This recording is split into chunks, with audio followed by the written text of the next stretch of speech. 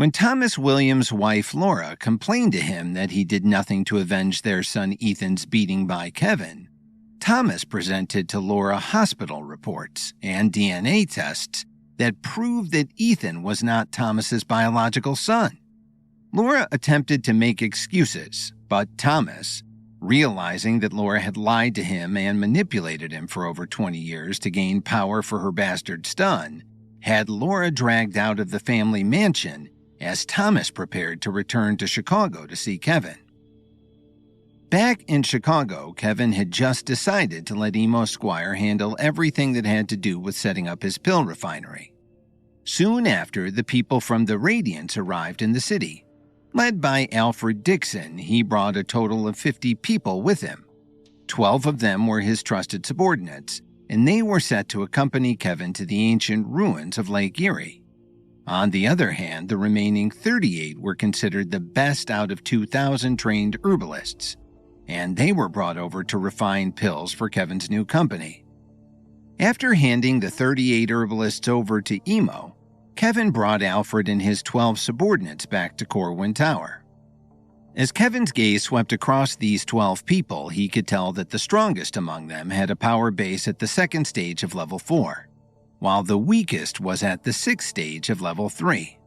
Although their strength wasn't comparable to Troy Evans and the others from the Vanguard, it was still considered pretty good overall. Mr. Williams, I can assure you that these are all capable and trustworthy subordinates. Admittedly, they may not be the strongest warriors, but their courage is invaluable. Alfred introduced them with a smile. At the same time, he glanced back at his people and immediately scolded. What are you all just standing there for? Don't you know who this person is? He is the Chancellor of the Radiants. Upon hearing this, the 12 of them hurriedly dropped to a knee and lowered their heads before Kevin and said, Greetings, Chancellor. In the Radiants, the most mysterious and powerful figure was definitely its Chancellor, Kenneth Wilkinson. After all, the Chancellor had not been seen in a very long time and was known to wear a mask during the few times that he showed himself. Moreover, since he mostly let Spencer and the others manage the Radiants' daily affairs, the majority of the organization's members had yet to even encounter him in person. Despite his elusiveness, he was unquestionably believed to be the strongest expert in the Radiants. This was largely because he managed to handily defeat the Southern School for Natural Medicine's dean, Jeffrey Bowie, in the past. Beyond that, the Chancellor also had the ability to produce pill formulas that even the Herbalist Society's higher-ups had never even seen before.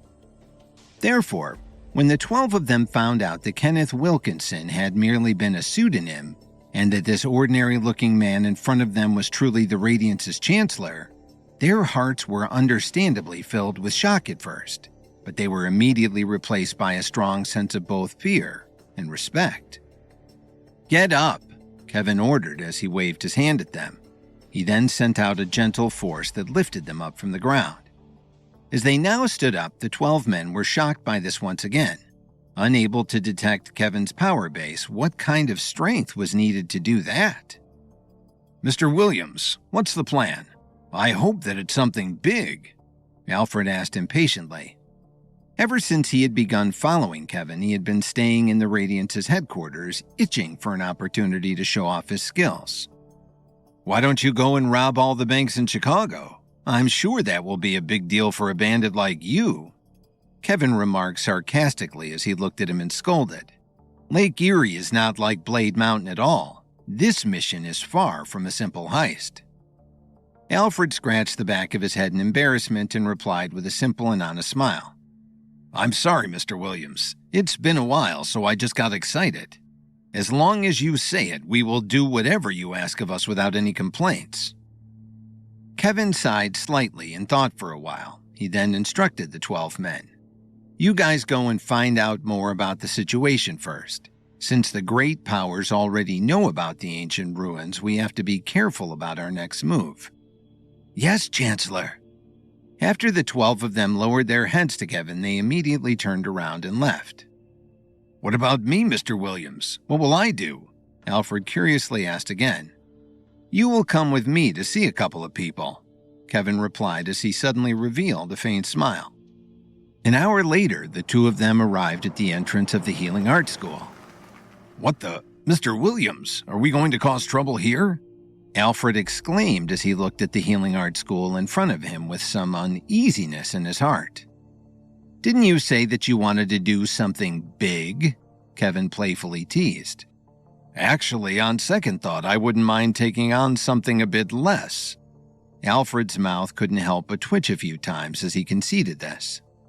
It wasn't that he didn't have confidence in his own strength. Rather, he knew that there were some people in the Healing Arts School that he couldn't afford to offend. After all, Wayne Ford and Harley Shepard had been famous figures among the world of experts for many years. For a moment, he couldn't understand why Kevin, who was usually such a smart and careful person, would suddenly be so reckless. However, Kevin did not give him any explanation. As he quietly stood at the school gate, he believed that the two old men had definitely received the news of his return. As for why they had not contacted him until now, Kevin wasn't sure, so he decided to take the initiative to come looking for them instead. Time passed by slowly. At the moment, the Healing Arts School was not on vacation. Since many students came and went, Kevin figured that his presence would not attract too much attention. As such, while Kevin saw many familiar faces, such as Mike Tripp and some of his other classmates, they did not seem to notice him. Otherwise, if they did, they probably did not want to talk to him. After almost another hour had passed without anything, Alfred couldn't help but ask, "Mr. Williams, what exactly are we doing here?" If they were here to cause trouble, they would have started a fight a long time ago. But if they were here to find someone, why hadn't anyone paid any attention to them until now? "Don't be in such a hurry." Kevin didn't panic, and the smile on his face didn't disappear.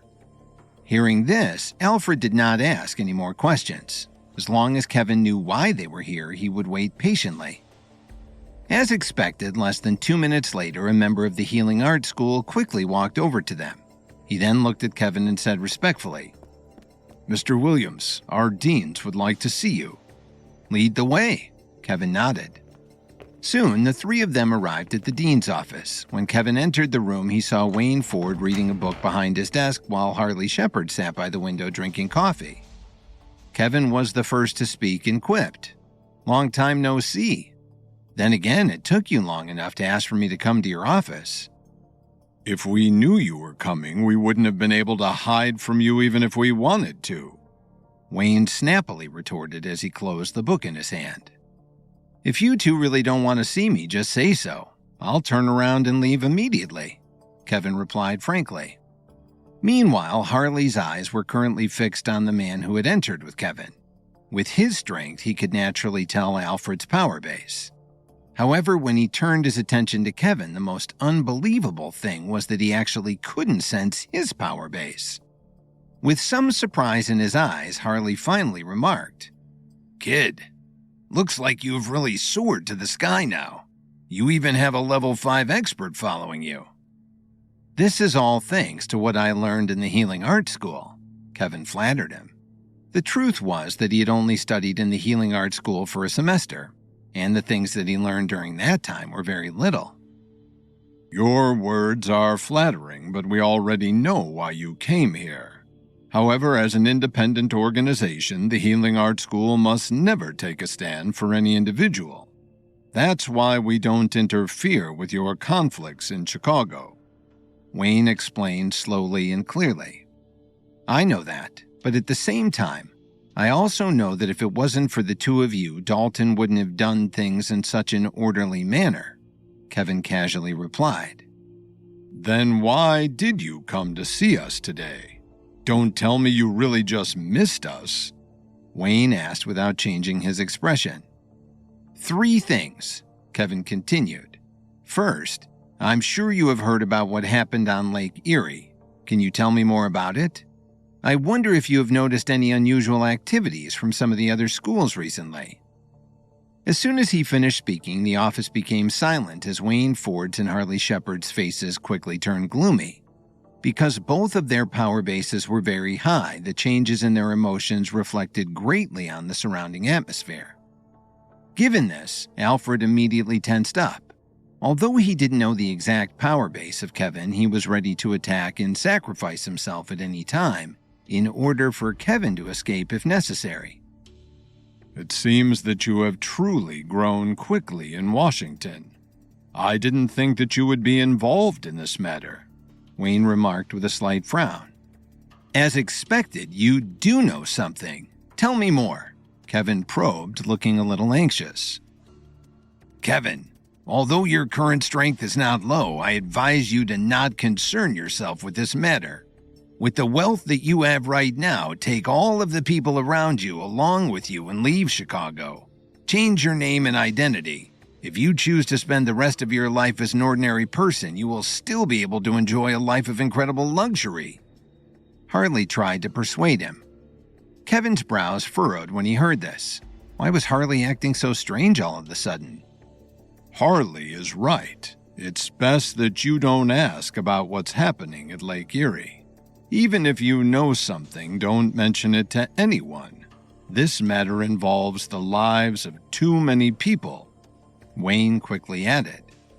At this moment, Kevin's heart was filled with confusion.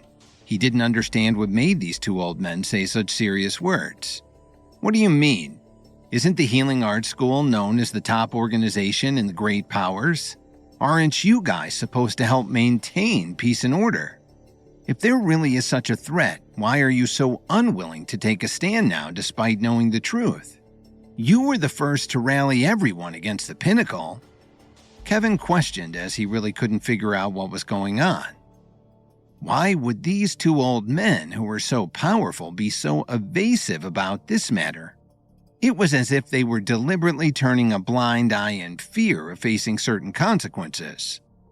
Kevin, you've been to Washington, so you should know that compared to the expert forces there, we are just mere ants. Moreover, we simply can't afford to go up against the government's higher-ups. Wayne shook his head and sighed. Could the Mavericks really be so powerful that even the government is colluding with them? Doesn't the law prevent experts from interfering with the affairs of ordinary people? In that case, isn't the government violating its own rules by doing so? Kevin pointed out the issue. You actually know about the Mavericks? Could it be that you have already reignited the war between the two factions? Harley asked in surprise. However, Wayne Ford did not dwell on what Harley said and just slowly explained. The rules are set by those in power, but they themselves are not necessarily bound by them. Besides, this law that you speak of was actually set by the people of the upper realm. In their eyes, even certain figures with considerable strength in Washington are seen as expendable. Moreover, without the support of the upper realm behind the scenes, do you think that the Mavericks would have the courage to attack other experts without fearing the consequences? Wayne Ford's words hit Kevin like bricks. Was everything he knew about the Mavericks wrong? When Kevin asked them whether they had heard anything about the matter at Lake Erie, Wayne Ford and Harley Shepard discouraged him from going there. Confused by this, Kevin questioned why they weren't willing to take part in this matter. Wayne then explained that the schools of the great powers were powerless against the higher-ups in Washington. After figuring out that the government was colluding with the Mavericks, Kevin felt that this was unfair and against the law. With this, Wayne revealed that the people of the upper realm were actually the ones in charge and secretly supported the Mavericks behind the scenes. In an instant, he suddenly felt that he was being too careless about the situation. Even though the Mavericks did not show themselves and had only asked Matthew Thames to pass on a message, he eagerly flew back to Chicago to go on this mission. Why did he have to agree in the first place? What if the real reason why the higher-ups of the Mavericks never showed their faces to him was because they were secretly afraid of him? On the other hand, Kevin knew that things weren't so simple. He might not be afraid of what the Mavericks would do to him, but what about Lily and his parents, or even Emo Squire and the others? In order to protect the safety of the people around him, he had no choice but to see this mission through. For a moment, Kevin's heart was filled with doubt. On top of the Mavericks being a thorn in his side, he really could not imagine just how powerful the forces of the upper realm were if they could suppress Wayne Ford and the others, to the point where they did not even dare to defend themselves. Kevin, I know that these words are a blow to your plans, but what can you do about it? Besides, we are doing this for your own good. Having reached level 7 at such a young age, I admit that you have extraordinary talent. However, you still have your whole life ahead of you. Wayne tried to persuade him in a serious tone, then added, The Mavericks have always been cruel and merciless when they do things. They destroy those who don't obey them. As such, the best way for you to escape them is to take advantage of the fact that you are still not too deeply involved in this matter. What about the so-called Water Guardian? Is it just a conspiracy of the Mavericks against the Great Powers? Kevin surmised. You can put it that way, because the schools of the Great Powers have existed for so many years, the Mavericks wouldn't dare to attack them openly. So they had the government issue a warning about this threat. Wayne explained patiently, then added, However, the ancient ruins at the bottom of Lake Erie are indeed real. As such, the Mavericks want to use this as an opportunity for all of the forces in the Great Powers to kill each other and weaken their collective strength, paving the way for them to be suppressed one by one in the future. If the Mavericks' true intentions were to spread, this news could cause an uproar among the Great Powers. However, those schools would still be blinded by the opportunity to obtain treasures from the ancient ruins. Given this, Kevin squeezed his fists and asked, When will the seal around Lake Erie be opened? Seeing that Kevin still planned to push through with his mission, Wayne sighed. The seal will be lifted for all experts tomorrow. I understand. Kevin nodded, then turned around to leave the office along with Alfred Dixon. After leaving the Healing Arts School, Kevin's face looked serious. Just now, he had only realized what Matthew Thames had avoided telling him. This so-called mission from the Mavericks was actually just an elaborate scheme to get him out of Washington and kill him at Lake Erie. Your plan is not bad, but you have forgotten one thing. Chicago is my territory. Kevin roared to himself. Just then, two figures suddenly appeared from nearby and walked straight toward Kevin. One of them, an old man, said faintly, "Follow me." Stunned for a moment by this, Kevin then told Alfred to return to Corwin Tower. Before leaving, he also instructed him to check on the Tanner brothers and inform those who had come out of seclusion to come to Chicago immediately. Given that his upcoming trip to Lake Erie was going to be extremely dangerous, he had to make preparations.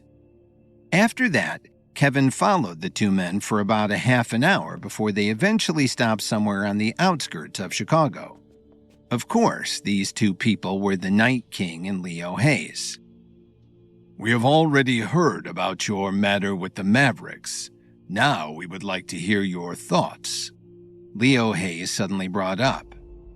The Mavericks want to kill me, but I will never let them get what they want. Not only will I not die, I will also destroy their plans in front of all of the other schools and obtain what's inside the ancient ruins, Kevin declared resolutely. Although the Night King and Leo Hayes were usually mysterious and elusive, they would always appear and save him at critical moments. Moreover, Kevin could also gather from their conversation just now that both of them had been secretly watching him all this time. The first part is right, but you don't have to do the second part. The Night King spoke without emotion and then added, Unraveling the Mavericks' conspiracy will only bring you more harm and no benefits, completely tearing apart any remaining room for discussion between you two. When that happens, the Mavericks will definitely mobilize all of their forces to kill not just you, but also all of your family and friends. Coming from the Night King, Kevin could not help but be shocked when he heard this. Then I can only be at their mercy? Kevin asked unhappily. Hearing this, the Night King turned around and scolded him angrily. "Who told you to be so arrogant and cause trouble in Washington so soon? Do you know what it means to do great things? With your strength and potential, you can easily sweep across Washington in due time, but right now you are still far from ready to take on the Mavericks." Kevin simply lowered his head, not daring to say anything against the Night King. "All right. Now is not the time to argue about who's right or wrong." Leo looked at Kevin and said with an indifferent tone, "Since you've already agreed to this mission, there is a treasure called the Sky Dividing Flower inside the ancient ruins. That thing is very important. You have to get it back for us at all costs. Do you hear me?" Before Kevin could say anything, the Night King huffed. "By the way, you will encounter a lot more obstacles this time. Not only from the other schools, but even the government in the upper realm have sent people there. So with everyone out there for the same treasure and ready to kill for it, you must be careful. Don't bring shame to us." When the Night King finished his words, Kevin simply gave him a conflicted look. "Don't give me that look. Besides, your power base has already broken through to level 7, and I know that you've been practicing the Blue Storm technique with Leo. Anyway, as long as you are able to obtain the Sky Dividing Flower, the two of us will protect you in case something happens." The Night King reassured Kevin as he returned to his usual calm and steady state. "Don't worry. I won't let you guys down. I will definitely complete this mission successfully." Kevin held his head high and answered with a firm tone. By the time he returned to Corwin Tower, it was already past 3 o'clock in the afternoon. While two of the Tanner brothers were still trying to break through to the 4th stage of level 5, Elijah, Sage, and Tyson Tanner had all fortunately come out of their seclusion and flown into Chicago. "Mr. Williams," Elijah Tanner and the other two greeted at the same time. Glancing at the three men, Kevin nodded his head in approval. "I can tell that two of you have reached the 5th stage of level 5, while the other is already at the 6th stage. Not bad, you guys.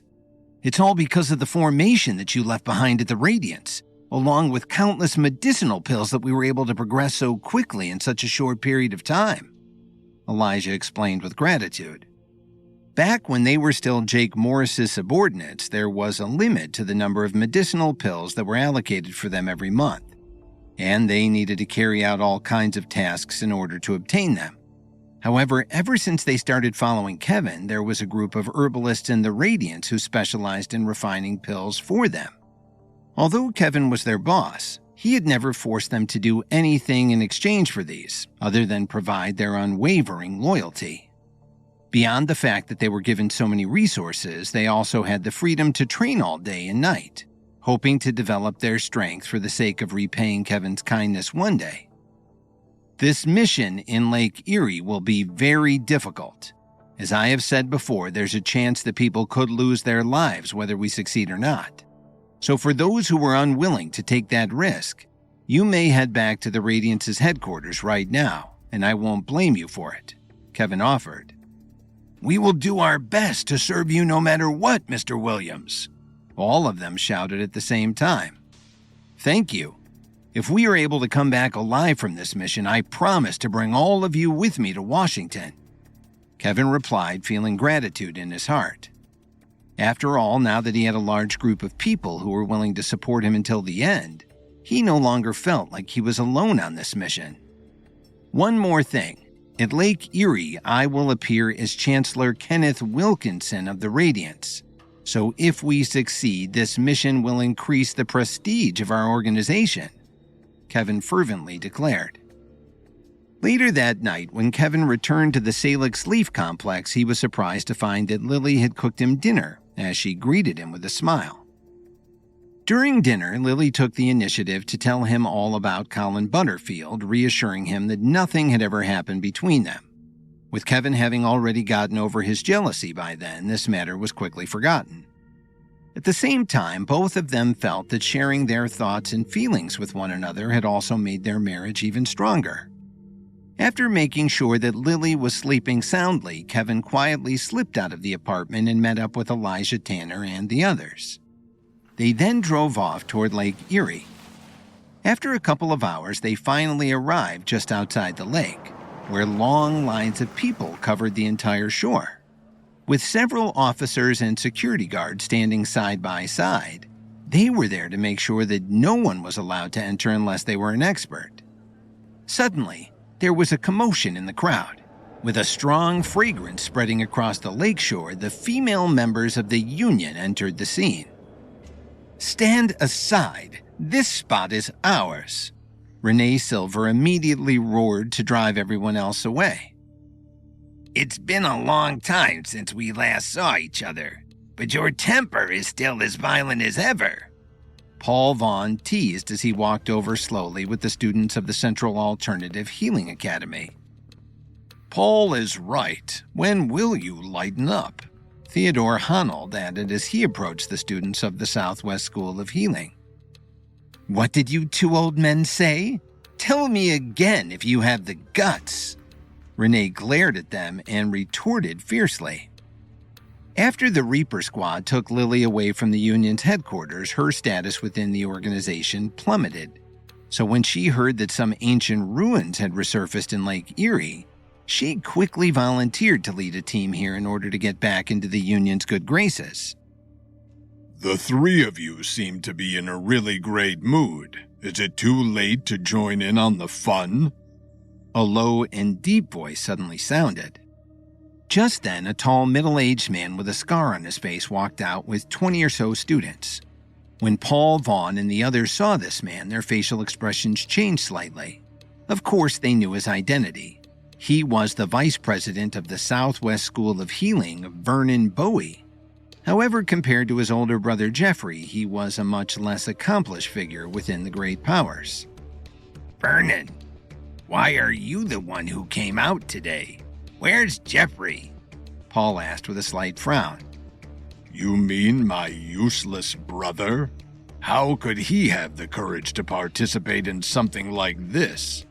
Naturally, he found a convenient place to hide, leaving me with no choice but to take his place today," Vernon replied with a cold smile. Before Paul Vaughn and the others could react, another voice suddenly sounded. "Is he really hiding somewhere, or are you just trying to cover up the truth? You should know better than anyone else." Upon hearing this, Vernon Bowie's facial expression changed drastically as everyone looked around and saw a man in white walking out of the crowd. Although they could not see his face clearly, it was impossible not to recognize the white mask that he wore. "Kenneth Wilkinson? I didn't expect to see the Radiants here today." Theodore's face carried a trace of shock to be in the company of such power and importance.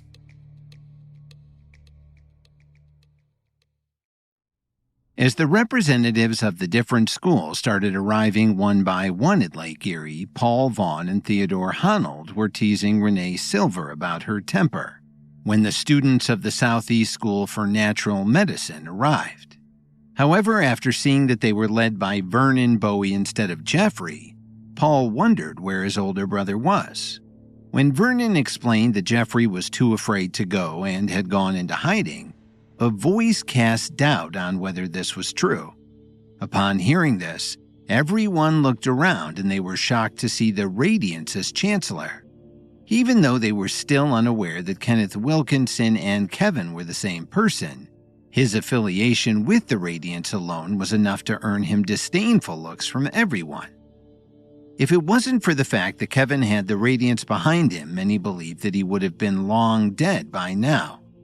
Moreover, the Radiants' chancellor, Kenneth Wilkinson, was considered to be the most mysterious and elusive person within the Great Powers. Not knowing that he and Kevin were actually the same person, it was as if this powerful expert had suddenly just appeared out of nowhere. No one had ever seen the Chancellor's face, and that made the unknown of his identity all the more dangerous. Shortly after the Radiants' establishment, it was precisely this person who confronted and defeated Jeffrey Bowie in front of so many people to make a statement. At that time, Paul Vaughn and the others could see that Kenneth Wilkinson hadn't even used his full strength, which was why no one dared to offend him. Just then, a murderous look flashed across Vernon Bowie's face as he questioned, "What do you mean by what you just said?"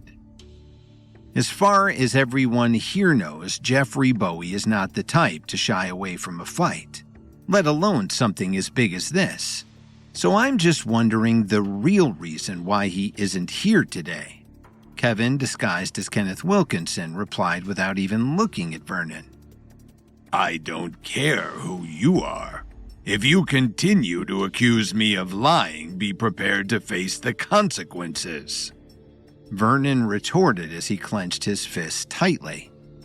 However, his true thoughts were completely different from what he had displayed. With his greatest secret seemingly known by this mysterious person, Vernon was momentarily at a loss for how to handle it. Still, without any solid evidence, he knew that he had no reason to panic. Besides, he had the strength of the Southeast School for Natural Medicine behind him. "Do you think you deserve to boast so shamelessly in front of me? Judging from your aura, it seems that you're just a weakling who has not even reached the 4th stage of level 5. Kevin observed smugly while standing behind Vernon. Hearing this, Vernon Bowie frowned slightly. Although his strength was not as good as Jeffrey's, the Southeast School for Natural Medicine's combat skills had always been known to be fierce and overbearing, making him feel as if his body was invincible. At the same time, no one in the crowd said a word, and just curiously watched to see how the situation would unfold. In any case, they were all here for the treasure in the ancient ruins. Now that these two were seemingly about to fight, it would be better for the others if at least one of them died. That way it would reduce the competition even before the race to the treasure officially began. "Your words are simply too much. If you don't give me a good explanation right now, I will never let this matter rest," Vernon warned as he gnashed his teeth. If it was any other time, he would have made a move a long time ago. However, today he was a little cautious and was worried that Kenneth Wilkinson had something up his sleeve due to his arrogance. In fact, this was the first time Vernon had encountered him in person. After hearing about the battle between Kenneth and his brother, he knew that he was clearly no match for him. However, Vernon had already made up his mind. If Kenneth Wilkinson continued to push him, he would have no choice but to fight him, even if it cost him his life. At the very least, he would be able to defend the honor of the Southeast School for Natural Medicine. "If you really have the strength, you can come up and fight me, instead of just standing there and cursing me all day," Kevin replied casually as if Vernon was not even a small threat. "All right, then you leave me with no choice," Vernon uttered. After taking a deep breath, a golden light radiated from his body. With that, Vernon stomped violently on the ground, instantly forming a hole under his feet as he lunged at Kevin like a cheetah hunting its prey. Despite seeing Vernon charging toward him menacingly, Kevin just stood there without moving. He didn't even have any intention to attack. Seeing this, the surrounding people were filled with shock. "What the hell? Is he really not going to do anything? The Southeast School for Natural Medicine's combat skills are no joke," someone shouted in disbelief. "In my opinion, Kenneth Wilkinson is probably scared senseless and doesn't know how to react," another sneered. I thought he was a very powerful expert. Now it seems that he's just full of words and unable to back them up," a third one mocked. Upon arriving in front of Kevin, Vernon threw out a punch. A sense of ridicule led Paul Vaughn to speak. "You only know how to put on an act. Don't think you can look down on Vernon just because you defeated Jeffrey back then. Although his power base isn't as high as his brother's, the Southeast School for Natural Medicine's elite combat skills are more than enough to make up for a small gap in strength. So unless you're at least 3 stages higher than him, Don't even think about underestimating Vernon. Paul was telling the truth. While Jeffrey Bowie had the higher power base among the two, Vernon was the more skilled warrior and had already mastered the Southeast School for Natural Medicine's unique combat technique. But when Vernon's fist was about to hit Kevin's chest, a confident smile appeared on Vernon's face. However, a second later, Kevin quickly raised his hand and easily caught Vernon's fist, silencing everyone who was watching them at that moment. Such a shame. It seems that you are even a little worse than your brother, Kevin remarked slowly. Completely shocked by this, Vernon Bowie did not have the time to answer him. With his feet firmly planted on the ground, he tried his best to pull his hand back. But to his surprise, it didn't work. Kevin held his hand tightly, not giving him any chance to escape. Meanwhile, Elijah Tanner and the rest of the Radiance's members had smug looks on their faces. How could someone who hadn't even reached the 4th stage of level 5 be worthy to fight Kevin? Since I'm in a good mood today, I'll spare your life, Kevin shouted as he forcefully pulled Vernon forward. At the same time, his other hand struck Vernon's chest. Even though Kevin had controlled the intensity of his strike, Vernon flew backward as if he had been hit by a freight train. With a heavy thud, he fell to the ground and spat out a large mouthful of blood. The surrounding crowd was stunned. They had never thought that the elusive Chancellor of the Radiance would be so strong. However, Paul Vaughn and the other leaders, who were much stronger and more experienced than their students, clearly understood the severity of the matter. Beyond the casual display of power that they just saw, the most terrifying thing was that they hadn't sensed any spiritual energy coming out of Kenneth Wilkinson's body this entire time. Could it be that he has already broken through to level 7? Paul gasped in disbelief. That's impossible. The last expert within the great powers who managed the same feat was a legendary figure from many years ago. Theodore Honnold retorted, then added, Besides, how old is Kenneth Wilkinson? In my opinion, his power base is just likely broken through to level 5, and he must just have some kind of item on him that can shield his spiritual energy from being easily detected. What you said makes a lot more sense, Paul agreed. Compared to the possibility of Kenneth Wilkinson being a level 7 expert, they were more willing to believe any other explanation. After all, breaking through to level 7 was not only an achievement, but it was an extremely rare occurrence that gave experts the right to enter the upper realm. Furthermore, they could tell from his voice that Kenneth Wilkinson was just a young man. If he had truly managed to break through to level 7, how could the rest of them ever hope to survive against him? Not even their many years of experience over him would be enough to beat him.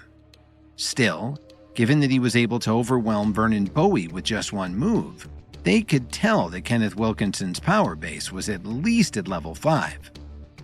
Just then, the students of the Southeast School for Natural Medicine quickly rushed toward Vernon Bowie, helped him up from the ground, and looked at the people of the Radiance vigilantly.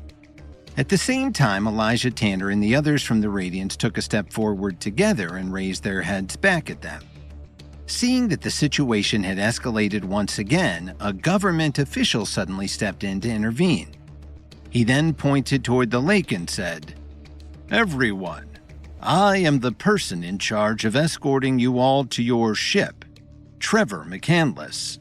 Since you are all experts, I couldn't have interfered with the way you handled things between the two of you. However, let me remind you that while we've temporarily sealed off this part of Lake Erie for you, this is still a public place. If you cause too much of a disturbance, I will have no choice but to shut things down before you even begin. I'm sorry for what happened earlier, Mr. McCandless, but please tell these people who don't know what's good for them that while I don't mind ants living in this world, I wouldn't mind stepping on them either if they got on my nerves, Kevin said casually. However, no one doubted his words this time. After all, a ruthless man who could injure Vernon Bowie with one move was not someone they could afford to offend. For a moment, all the schools were reevaluating the status of the Radiance. At the same time, Trevor McCandless didn't expect Kevin to say this, but he still smiled and agreed. The Chancellor of the Radiance is right. Mr. Wilkinson, you may bring your men and board the ship first. We don't have much time left, so please move quickly. Hearing this, Kevin didn't look back at the others as he and the rest of the Radiants boarded the ship. Over the next half hour, members of various schools boarded the ship one after another. At the sound of the horn, a total of 3 ships sailed out in a majestic manner. For many of the younger students, this was their first time ever on a boat this large. As such, once the initial excitement had passed, several of them started getting seasick and felt like they were about to vomit. On the deck, Kevin stood by the guardrail, feeling the breeze blowing by him while being surrounded by a dozen or so Radiance members who were all on high alert. "Mr. Williams, have you noticed that something strange is going on?" As Elijah Tanner spoke, he pointed at the blue ship on their left, then the red ship on their right. "What's wrong?" Kevin asked in confusion. "I noticed that everyone from the great powers boarded this ship that we're on. Even if the government had prepared the other ships for backup, why did they need 3? Elijah observed, then added, "Also, I just sense that the ship on our right is full of experts, and the weakest of them is at the first stage of level 5. On the other hand, I couldn't detect any presence of spiritual energy from the ship on our left, but something tells me that a dangerous aura lies within." These words instantly attracted Kevin's attention. Until Elijah had mentioned it, he really didn't notice this point.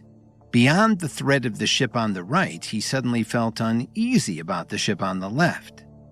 At first, he simply thought that the ship without any spiritual energy flowing was just filled with ordinary people. But come to think of it, why would the government unnecessarily risk ordinary people's lives by going to the ancient ruins? Even those students with low power bases from the other schools were unwittingly sending themselves to their deaths. Kevin thought for a while, then uttered, "Looks like that ship either has an item or a formation that's preventing us from detecting the spiritual energy of those who are on board." Puzzled by this, Elijah argued, "But why would they hide this from the others? Isn't this trip to the ancient ruins an opportunity for the various schools to show off their strength? Just like what the Union tried to do upon their arrival a while ago, whoever is able to defeat the others will be the one who can earn the right to obtain the treasure." As long as they don't provoke us, who cares who they are? Otherwise, we will surely deal with them, Sage Tanner interrupted. As Kevin looked back at the ship on the left, he frowned slightly under his mask. All of a sudden, one of the Radiance members yelled, "Stop right there! You can't pass through without the Chancellor's permission." Who could be trying to approach? Sensing that Kevin had seemingly caught on to his lie about Jeffrey Bowie's true status, Vernon was forced to fight him to defend his school's honor, but was easily defeated, much to the crowd's shock.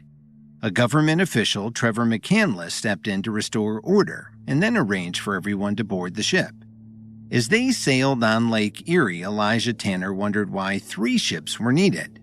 With everyone from the great powers all in one ship, another ship on the right was mysteriously filled with level 5 experts, while the ship on the left seemed to be hiding its true strength altogether. Kevin and the others turned around to see Trevor McCandless standing in front of a couple of the Radiance's members. He was holding 2 glasses of wine. "Don't misunderstand. I am just here to have a friendly chat with your Chancellor," Trevor reassured them with a smile. The man in front of him hesitated for a moment and turned to look at Kevin, who was standing by the guardrail. After getting his signal, Elijah Tanner ordered, "It's all right. Let them through." When Trevor arrived in front of Kevin, he extended his arm to hand over a glass of wine to Kevin and remarked, "You have tight security around you, Mr. Wilkinson. Anyway, I didn't expect that your power base would be so high earlier against Vernon Bowie." Kevin lowered his eyes and looked at the glass of wine in front of him, but instead of taking it, he gently pushed the glass back to Trevor. "I'm sorry, Mr. McCandless. I'm not really much of a drinker," Kevin replied indifferently. Oh, that's unfortunate. A hint of displeasure flashed across Trevor's eyes when he said this.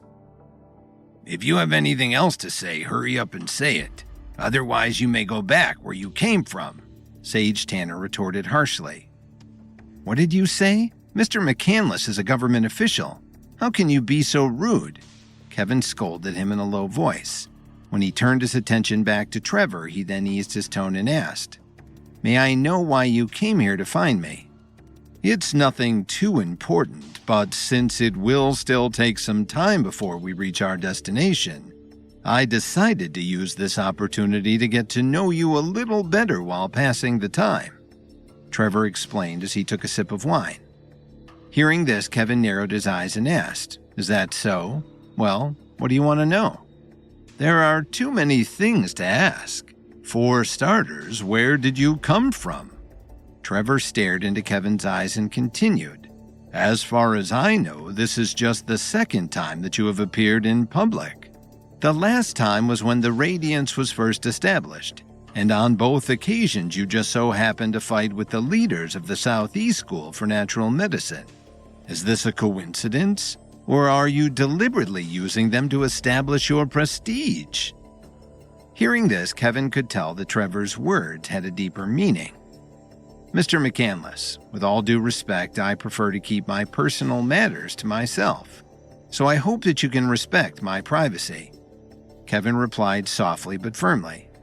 All right, fair enough. Let's talk about some other matters instead.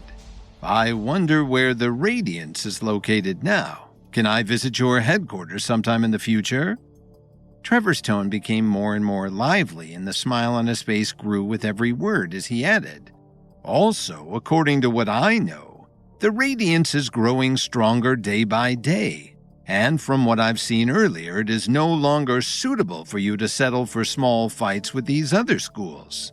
Given this, I wonder if you have ever thought of working for the government. Mr. McCandless, our headquarters is simple and crude, and there is nothing impressive about it, so it would only be a waste of your time and effort to go. Also, regarding what you said about serving the government, who exactly are you working for? Kevin continued to speak calmly. Anyway, I find the internal structure of the government too complicated, and I don't like being restricted by too many rules and regulations. In short, I am used to freedom, and I would rather stay that way for the rest of my life.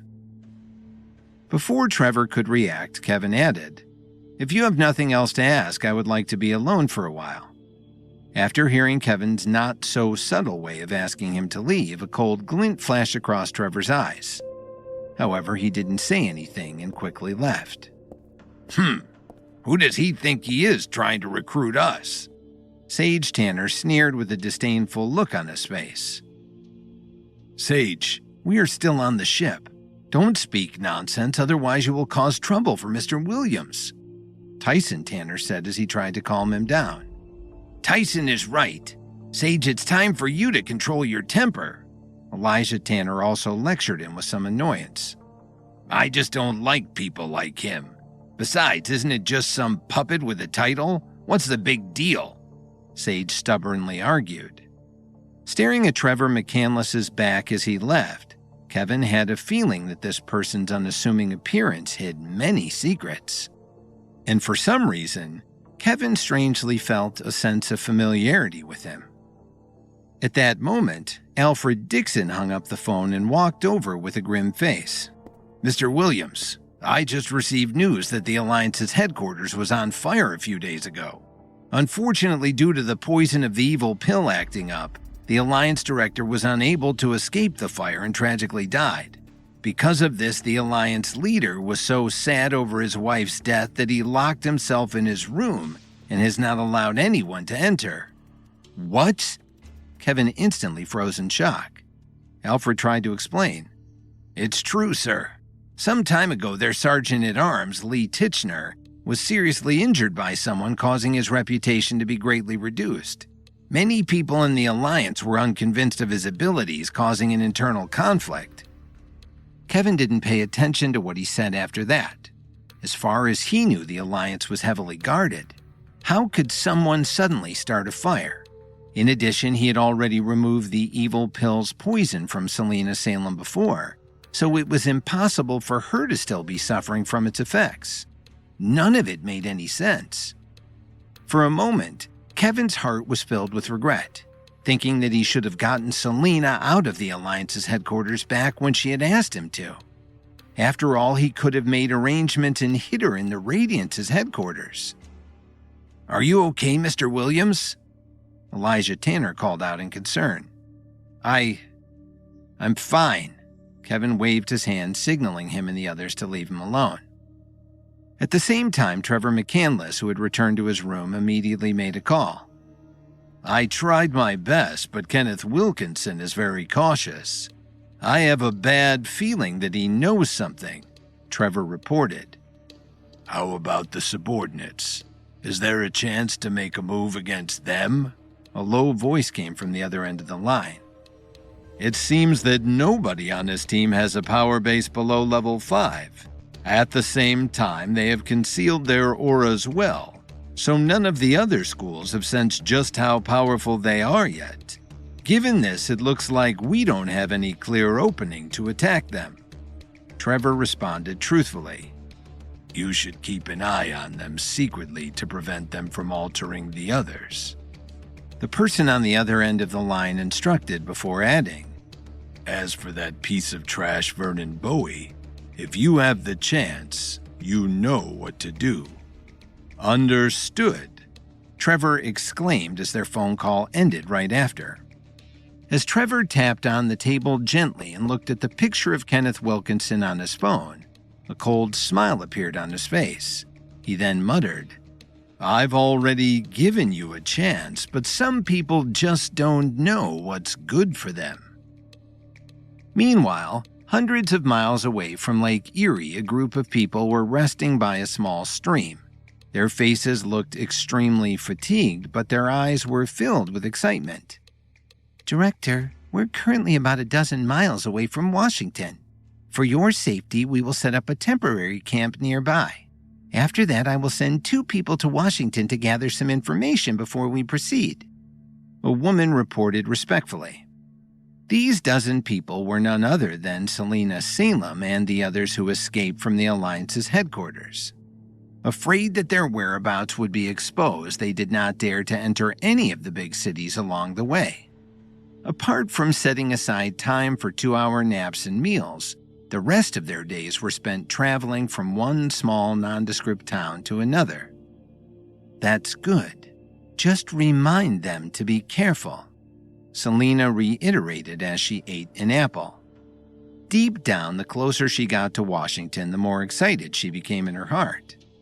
At the same time, her subordinates would never dare to slack off.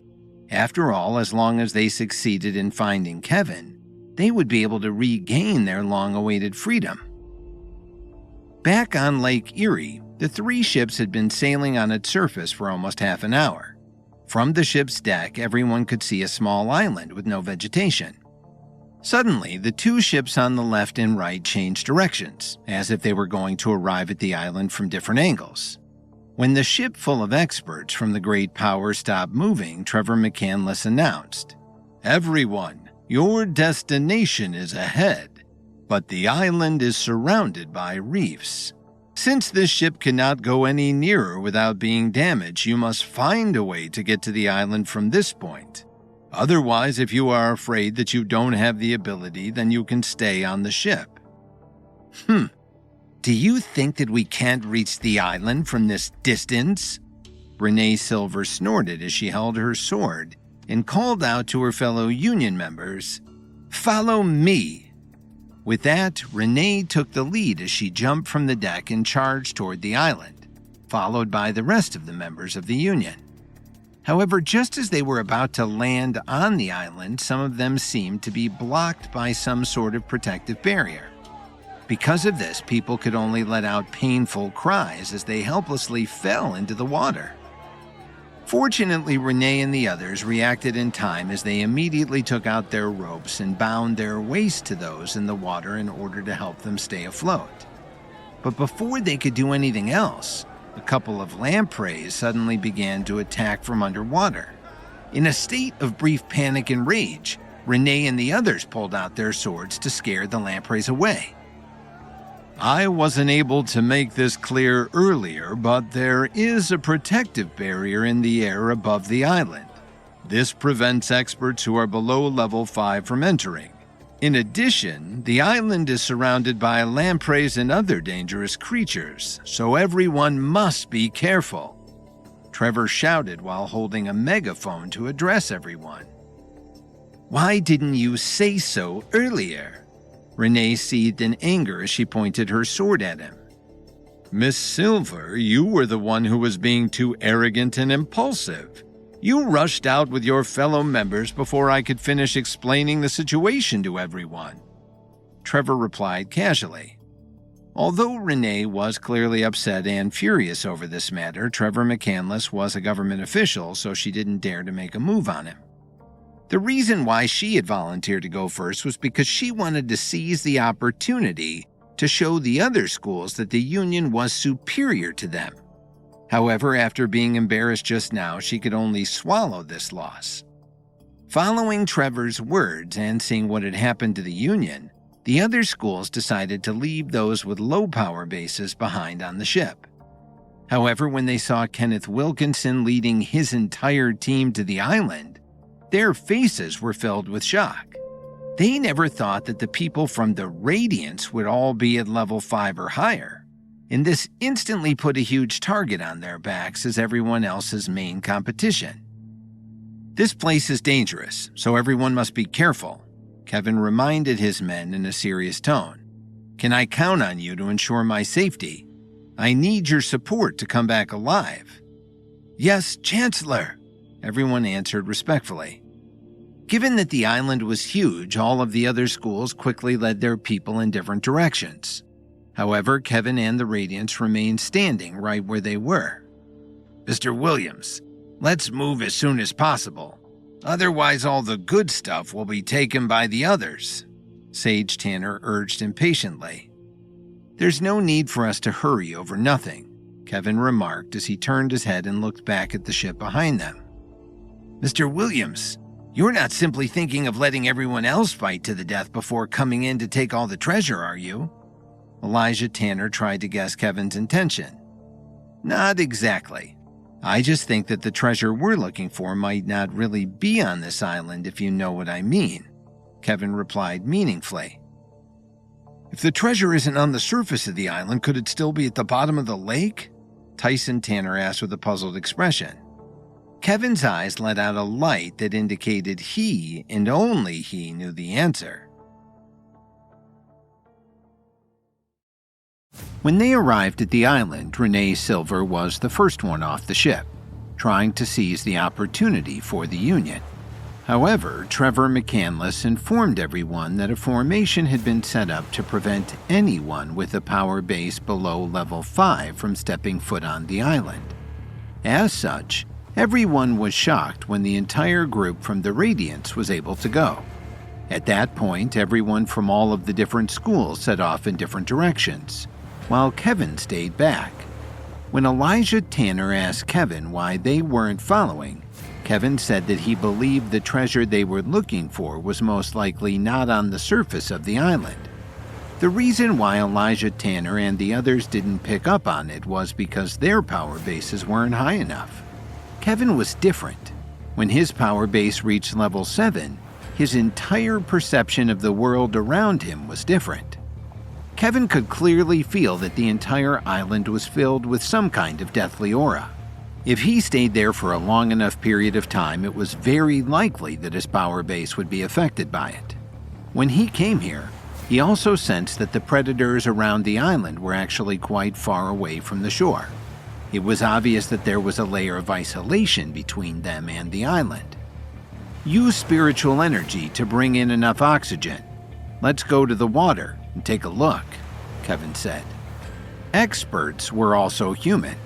They could use only spiritual energy to hold their breath for a short period of time. They would not die from a lack of oxygen as quickly as an ordinary person, but if they wanted to stay underwater for a very long period of time, they could only hold their breath for a slightly longer period of time than anyone else.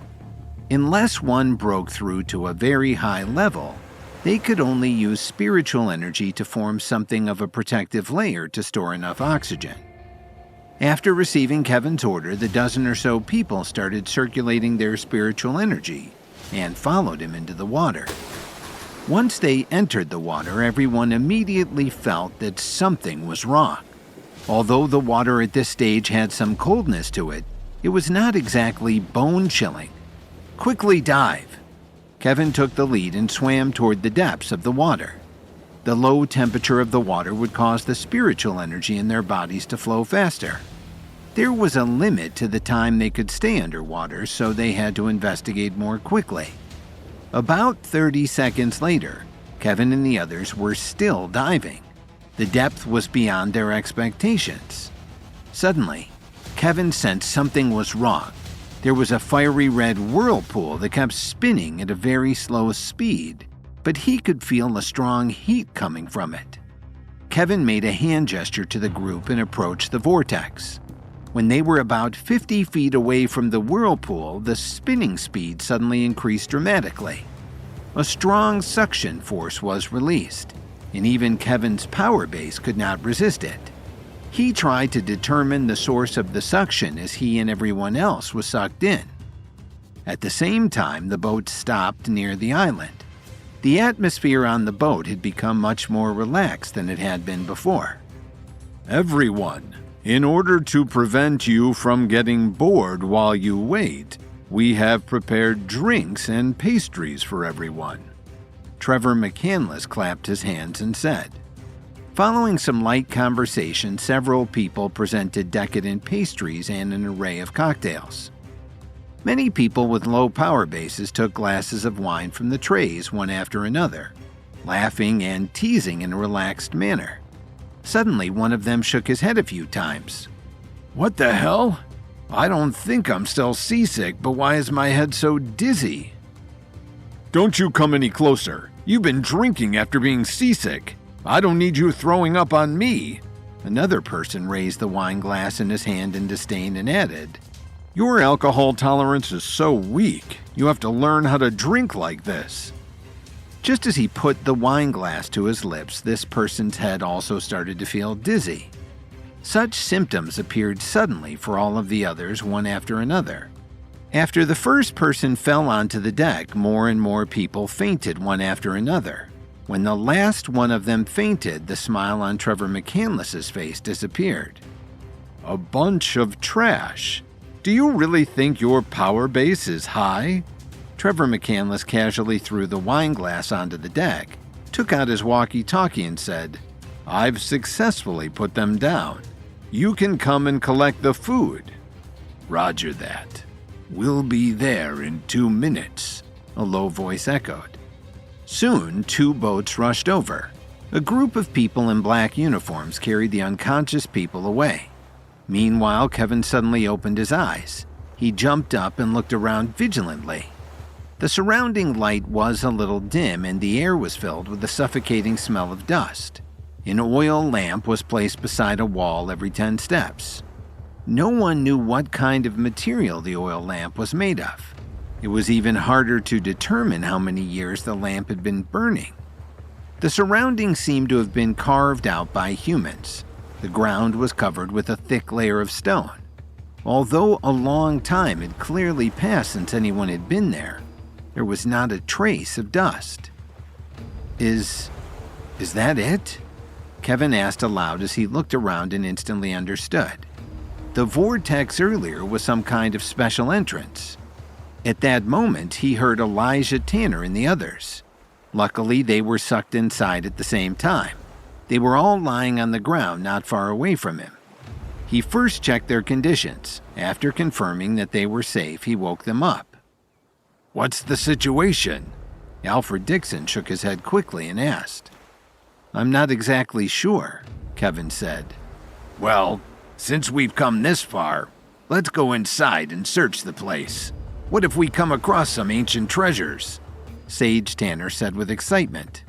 Although Elijah Tanner and Tyson Tanner did not speak, they frowned slightly. "Don't think too much about that. The most important thing right now is to find a way out first.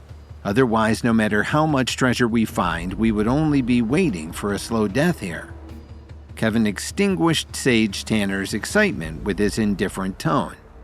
After scanning the surroundings, Elijah Tanner said, "There are so many passageways. Which one should we take?"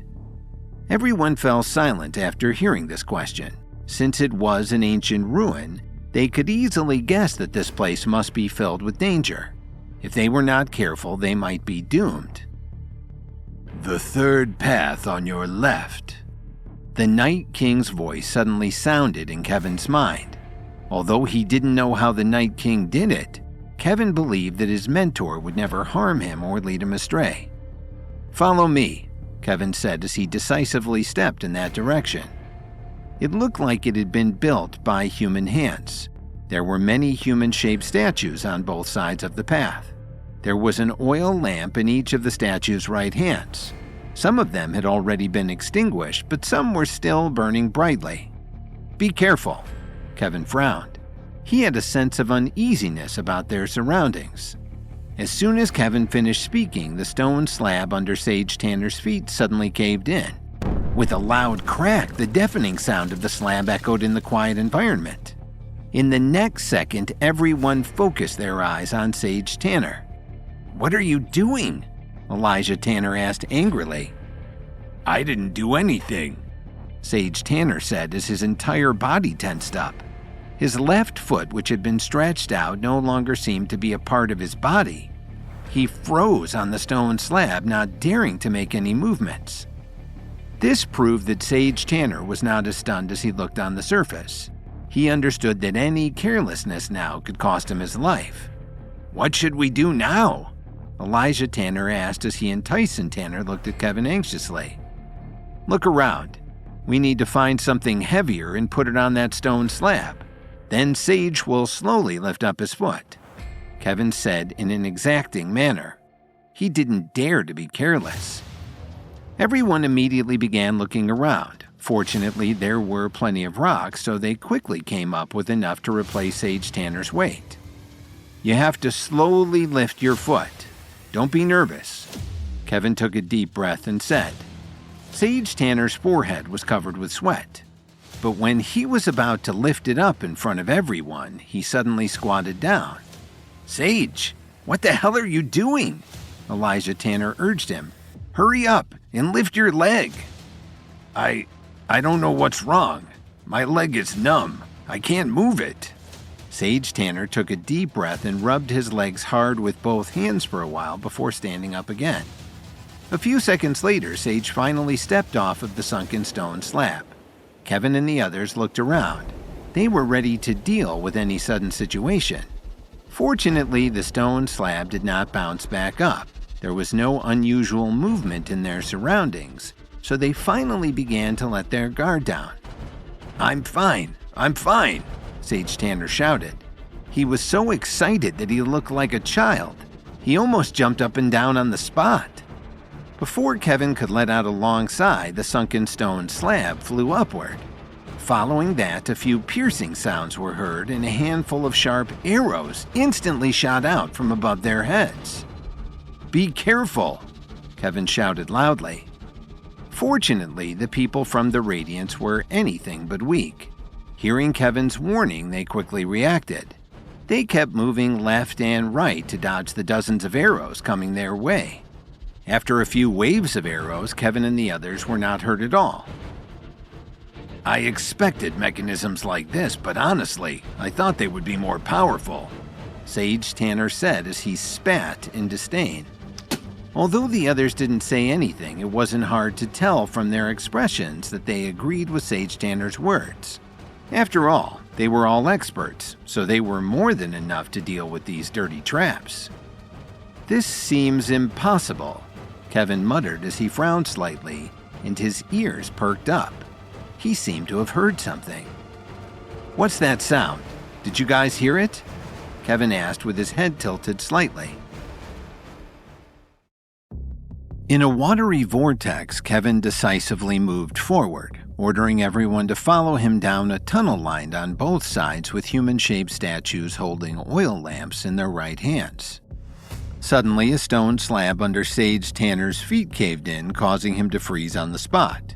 It seemed to be a trap, so everyone looked around for something heavy to replace his foot so he could lift it off the stone slab.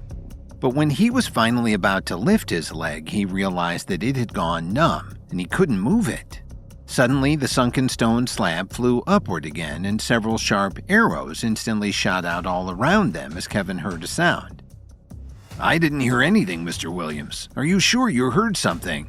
Alfred Dixon swallowed slowly and said carefully. "Do you think I would ask if I wasn't sure?" Kevin was short-tempered as he realized the great danger he and his team were in.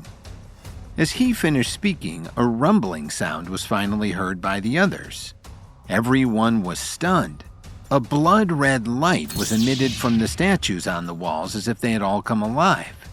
The statues slowly stood up straight. "What the hell?" Sage Tanner muttered in a state of utter shock. Not everyone from the Radiance had the same look of shock as Sage Tanner.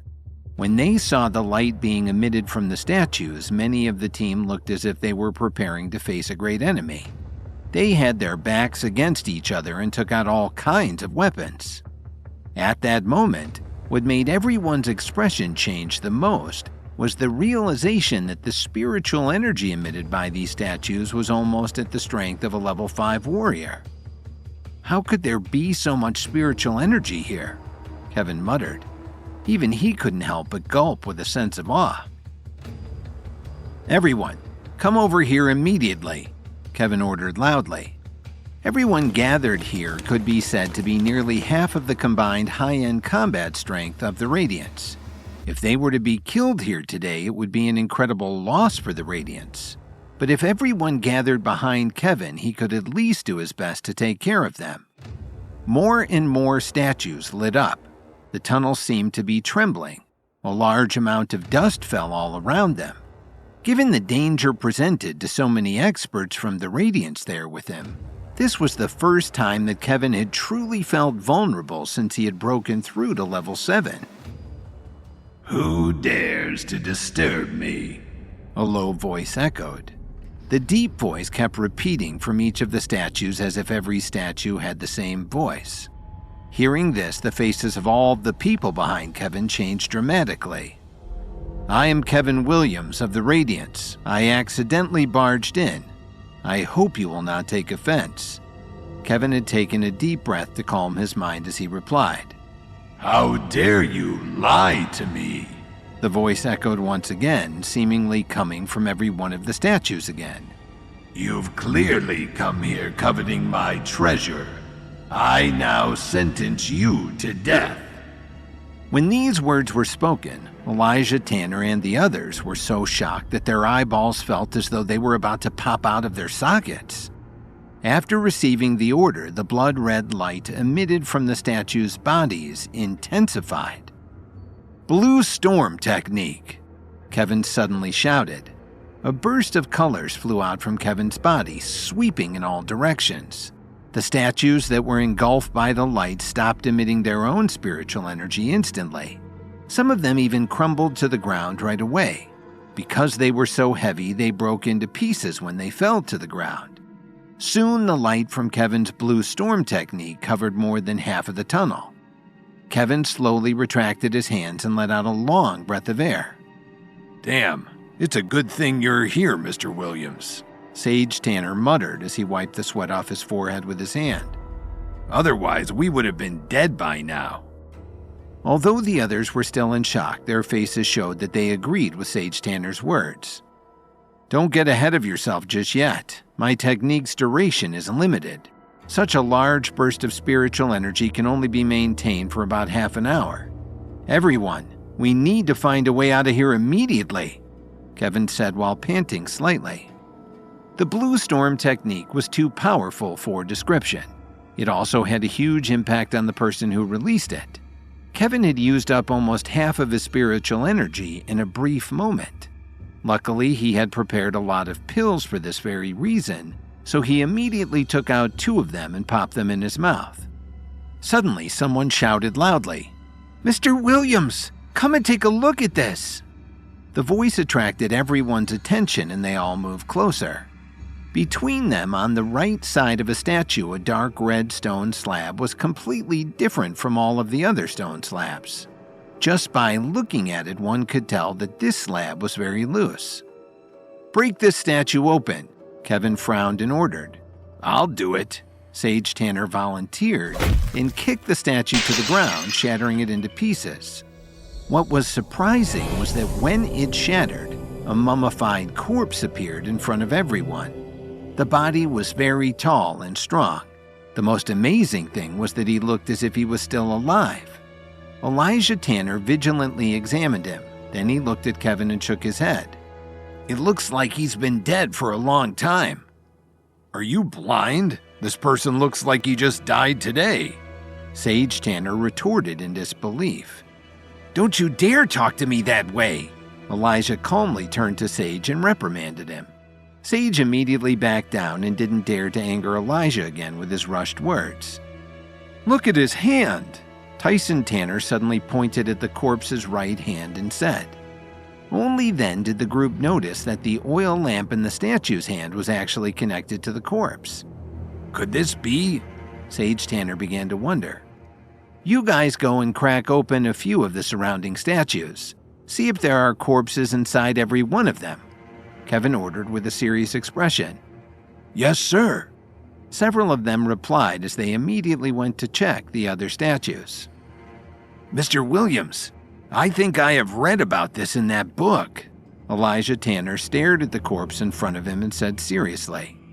Within a few seconds, one of the men called out, "Mr. Williams, there's a corpse inside every statue."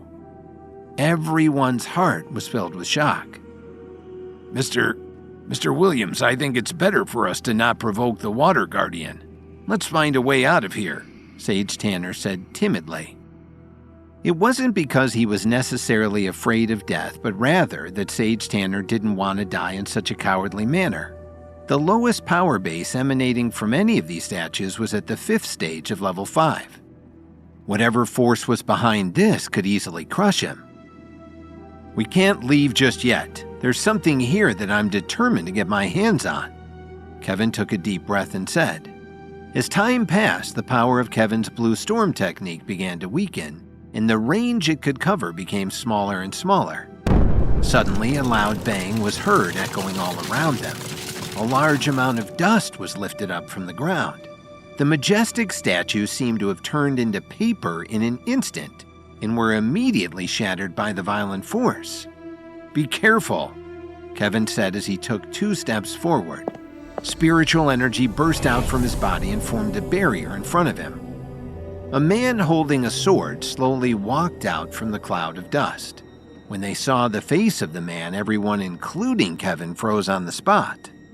The man who had appeared looked exactly the same as Kevin, as if they were looking in a mirror. "Who are you?" Alfred Dixon immediately stood up and asked sternly. "How dare you speak to me in such a tone? Do you want to die?" The man said in a cold voice that sounded exactly like Kevin's voice. His hand was holding what looked like the night dagger. Kevin frowned. He grabbed Tyson Tanner's shoulder and pulled him behind his back. At the same time, he reached behind his back and pulled out the night dagger. As he lifted it in front of him, the spiritual energy from each of the night daggers collided in the air. "I'm so disappointed," the other Kevin said as he looked at them with a smile on his face. After Kevin took pills to recover from using the Blue Storm technique, he and the men examined the broken statues more closely, and they realized that there were mummified corpses inside all of them. Not knowing what to make of this, a loud bang echoed all around them, and a cloud of dust rose up, and from the dust stepped a man who looked exactly like Kevin. Much to the confusion of everyone, the man lifted what looked like the night dagger as Kevin pulled out his own night dagger. As the spiritual energy from the 2 night daggers continued to collide in the air, the powerful force caused Kevin to take a few steps back. His face was filled with shock. Looking at the person in front of him who looked and moved exactly as he did, Kevin felt a strong sense of danger. Kevin had never felt the kind of spiritual energy that was coming from the other Night Dagger in front of him. The faces of Elijah Tanner and the others were filled with shock. Although they didn't know Kevin's exact power base, they had never seen him take a step backward like he just had. It seemed as though Kevin and this mysterious clone of Kevin were at a stalemate. Who exactly are you?" Kevin said slowly as he raised the Night Dagger in his hand and asked cautiously. "Isn't it obvious? I am you," the clone said as he raised the Night Dagger in his own hand. "Now it is time for you to die." After he finished speaking, a strong burst of spiritual energy erupted from his body. Even the air around him in the tunnel made an intense wailing sound. It felt as if the tunnel was shaking under the influence of his intense aura. Some of the weaker Radiance members couldn't help but visibly tremble, as if they couldn't withstand this much powerful spiritual energy and they were about to fall to the ground. Kevin took a deep breath and circulated the spiritual energy in his own body once again. Kevin knew that this person in front of him wasn't him, but he couldn't shake the uneasiness he felt in seeing such an identical mirror image of himself looking back at him. In addition, not only was this person's spiritual energy very strong, but his words and actions were also filled with frightening evil. Suddenly, the clone moved. The Night Dagger in his hand flashed with a cold light. A sudden burst of spiritual energy shot outward, filling the entire tunnel. Deep gashes continually appeared on the walls on both sides of the tunnel. A cold light flashed in Kevin's eyes. He suddenly took a step forward. The Night Dagger in his hand seemed to have been given a life of its own. As he moved, the violent spiritual energy emitted from his own Night Dagger made him feel as if he was about to lose control. Blue Storm Technique! Both of them shouted out at the exact same time. Two identical raindrops appeared in front of them, spinning in front of their chests. The intensity of the light that was emitted seemed to be enough to blind Elijah Tanner and the others. Then, the two of them stretched out their right hands at exactly the same time. Under their control, the spiritual energies flew out like raindrops, colliding and exploding in the air. Deafening bangs rang out through the tunnel. A large amount of dust fell down from the ceiling above them. At the same time, they both held on to their respective Night Daggers and attacked each other. With a sharp sound, the cold blades collided with each other. Then the two of them suddenly separated and once again stabbed each other with the daggers in their hands.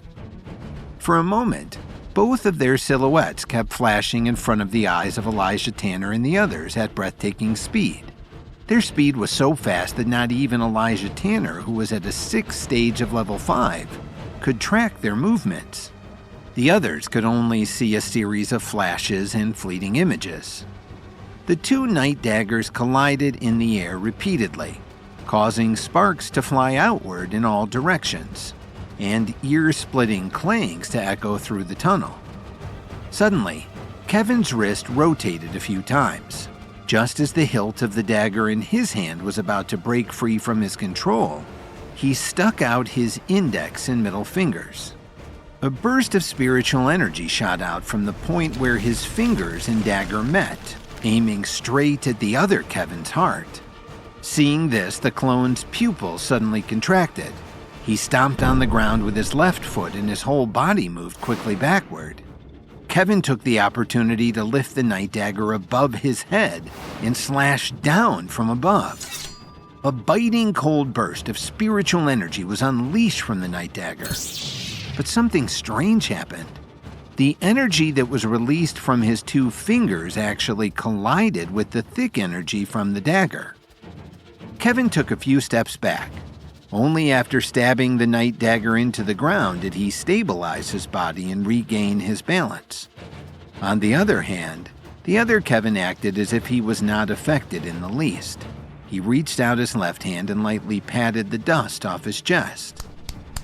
"What a good Blue Storm technique," to be used to such an extent. Tell me, what reason can you give me to let you continue living in this world?" The other Kevin taunted his foe. "Nothing has been decided yet. If you have the ability, kill me and then say that again," Kevin said as he tightened his grip on the night dagger in his right hand. "Then I will fulfill your wish," the other Kevin said with a smile. After saying this, his body once again flew forward. But Kevin was not afraid at all. He held on to the night dagger in his hand and moved forward to meet him again. However, Kevin felt a strong sense of danger the moment they exchanged blows. Each of his opponent's moves seemed to carry the conviction to kill him, and his imposing manner was overwhelming. With a bang, Kevin kicked his opponent's chest. Although the man was successfully pushed backward, he just gave Kevin a strange frown.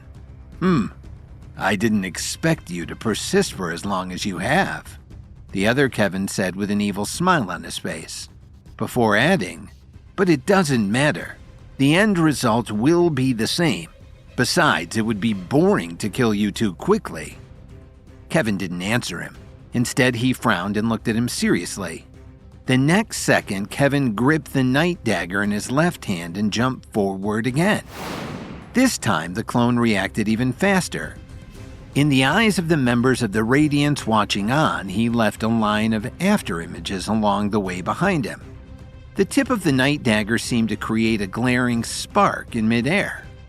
What shocked Elijah Tanner and the others was that, in the face of such a fast attack, it seemed certain that Kevin would not have time to dodge. In fact, not only did he not move, he even closed his eyes. "Mr. Williams!" Several of them called out worriedly at the same time. However, Kevin acted as if he didn't hear them. He stood still as if he was an old monk in a meditative state. At that moment, Elijah Tanner and the others didn't have nearly enough time to rush forward and do anything to help him. The other Kevin's night dagger pierced straight through his chest. The faces of Elijah Tanner and the others were immediately frozen as they stood still in despair. But at that moment, Kevin suddenly opened his eyes again. He looked at the other Kevin, who was now right in front of him, and a strange smile appeared on his face. "It really is as I guessed," Kevin said in a calm tone. "When did you sense it?" the other Kevin asked, looking very calm as if he had expected this result. Elijah Tanner and the others were shocked. They were confused and did not know what had happened. Their eyes were fixed on the spot where the clone had stabbed Kevin. The strange thing was that the attack hadn't caused any substantial damage to Kevin. Not even a single drop of blood flowed out from the wound. "If it wasn't for the flaw that you revealed just now, I might still be in the dark," Kevin said calmly. "What the eyes see may not be the truth. All the power that you showed earlier was only to cover up the truth." Hearing this, the other Kevin slowly stood up. His body gradually became illusory. In less than 10 seconds, the night dagger that was stuck in Kevin's chest disappeared. A strong white light suddenly flashed, and Kevin also closed his eyes. Everyone started moving forward through the blinding light, and when they opened their eyes again, they found that they were no longer in the tunnel. Before they could figure out what had happened, they saw a few groups of people standing not far away from them. Although on the surface they seemed to be gathered together, each group's position was very particular. There was a certain amount of space between each group, as if they were squaring off against one another. At first glance, it was clear that they were a group of people who appeared to be in harmony with each other and were on guard against each other at the same time. Kevin's gaze quickly swept across the entire group of people. His expression became serious. He quickly pulled a mask from behind his back and put it over his face to conceal his identity. Among the dozens of people, more than half of them were level 5 experts. Among them, there were a few young men who had reached level 5's 8th or 9th stage. This shocked Kevin. "Mr. Williams, who are these people? Why do I feel like they are all extremely powerful?" Elijah Tanner asked softly as he took a deep breath. For the first time, he was not confident in his own strength.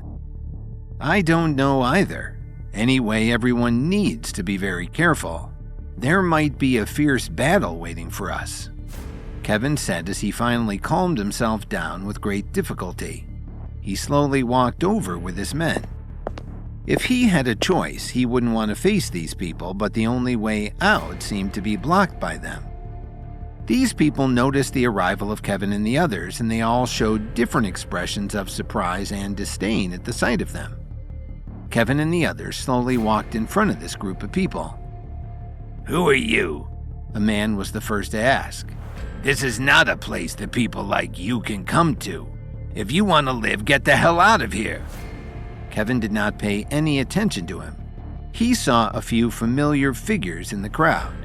He recognized Calvin Morris as well as Greg Fantilli and Vincent Reeves from the Herbalist Society. It was obvious that the rest of them were experts from Washington, D.C. "Hey, I'm talking to you. Didn't you hear me?" When the man saw that Kevin didn't pay any attention to him, he immediately became angry. He was a member of the upper realm. With his strength, no matter where he went, he would be treated with respect. "Do you want to die?" Kevin finally fixed his eyes on this person and asked coldly. "What the?" the man started to say. But before the man could finish speaking, Elijah Tanner had already moved. He punched the man hard in the middle of his chest. A cracking sound could be heard from the man's chest. "How dare you speak to Mr. Wilkinson like that? You must have a death wish," Elijah Tanner said with disdain. An old man suddenly took a few steps forward. "Who are you?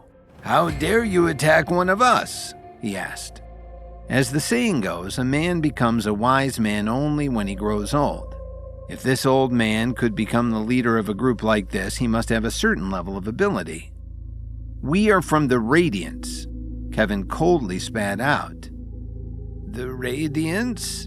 What is the Radiance?" the old man asked.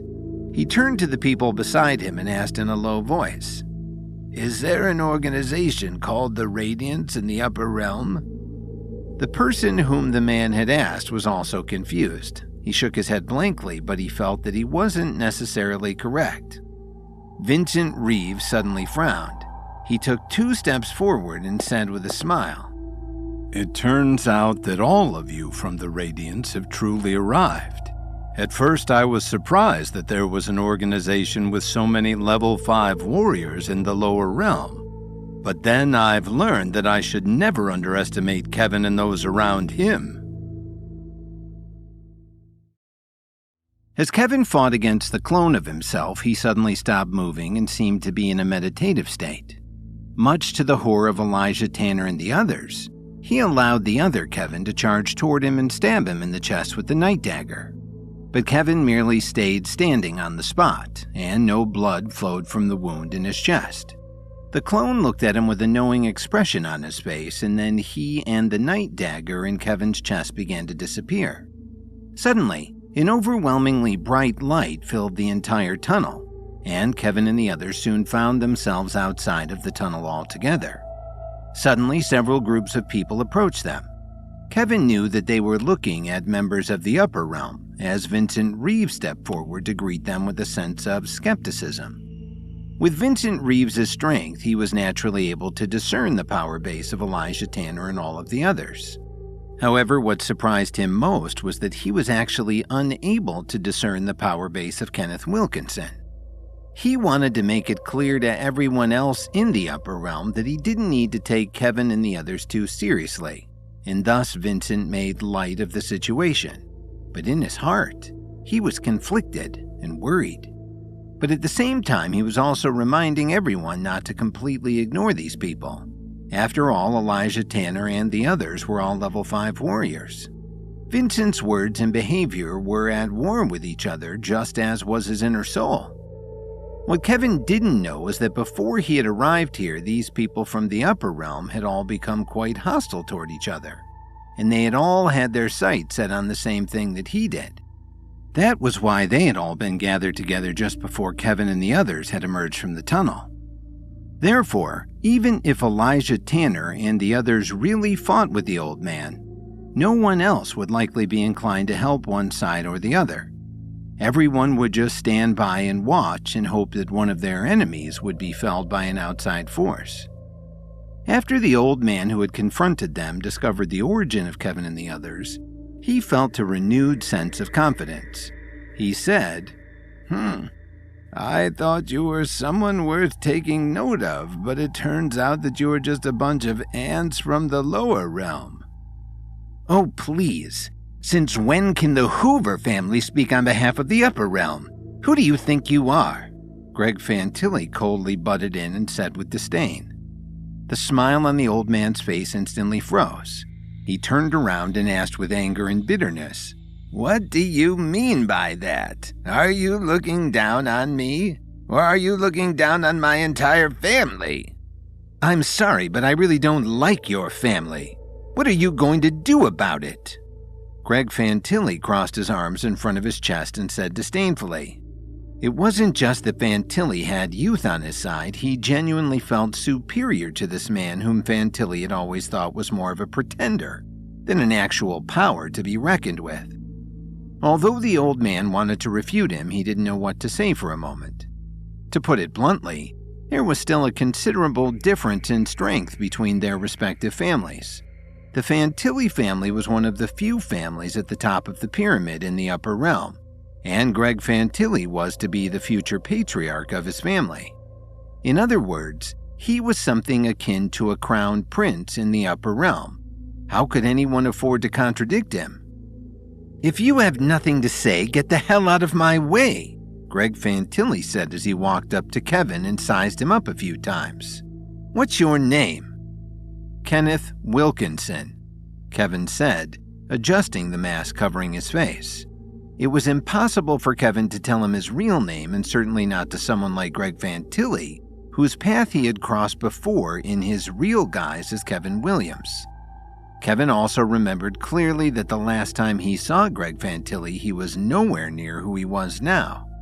But now, everything was different. And it wasn't just that Kevin was a successful businessman, the winner of the Herbalist Society's contest, a powerful force in Washington, D.C. After breaking through to level 7, Greg Fantilli was nothing in Kevin's eyes. He was just a man compared to Kevin. Your power base isn't bad. Why don't you follow my family? As long as you commit to us, you will have our full support. Greg Fantilli said with a casual air to make it seem as though he was making an inconsequential offer to Kevin. Though in fact, Fantilli would have thought it a great victory to align with someone as powerful as this warrior. Before Kevin could say anything else, Jake Morris suddenly stepped forward from the back of the crowd and said, Hey, you really talk a big game, don't you? Why don't you come back when you actually have some authority to make real decisions for your family? That's rich coming from you. You should worry about your own situation first before criticizing me. Greg Fantilli darted a glance at Jake Morris and said in an indifferent tone, You don't have to worry about me, Jake Morris said before turning back toward Kevin and saying, Besides, Kevin Williams is associated with the Radiants and he and I are good friends. He should stick with me. Since Mr. Morris has invited me so warmly, I won't refuse, Kevin said, almost laughing out loud under the mask. Greg Fantilli and the others' expression became dark. Originally coming to the ancient ruins was about their strength of the group. The stronger the group, the better. Originally, everyone was on par with each other. Although there were many people from the Morris family present here, they were well aware of the discord between the two Morris brothers. Now that the mysterious Radiance had suddenly appeared, a dozen level 5 warriors had shown up out of nowhere. Without a doubt, this had broken the unspoken sense of balance. Jake Morris didn't expect things to progress so smoothly. Initially, he was only thinking of giving it a try. Are you surprised that I agreed so quickly? Kevin deliberately asked in a deep voice. What do you mean? Jake Morris asked. He really did not understand. It's very simple. Kevin Williams is a member of the Radiants. Since you are a good friend of his, you are now a friend of mine as well, Kevin said very openly. Jake smiled and did not reply, but he thought to himself, "It looks like Kevin's status within the Radiance is quite high." Since the people of the Radiance had made up their minds, the others of the upper realm wouldn't press their luck. "Since I'm new here, why don't you tell me the current situation, Mr. Morris?" Kevin asked with a faint smile. "I believe that you know something about the Water Guardian.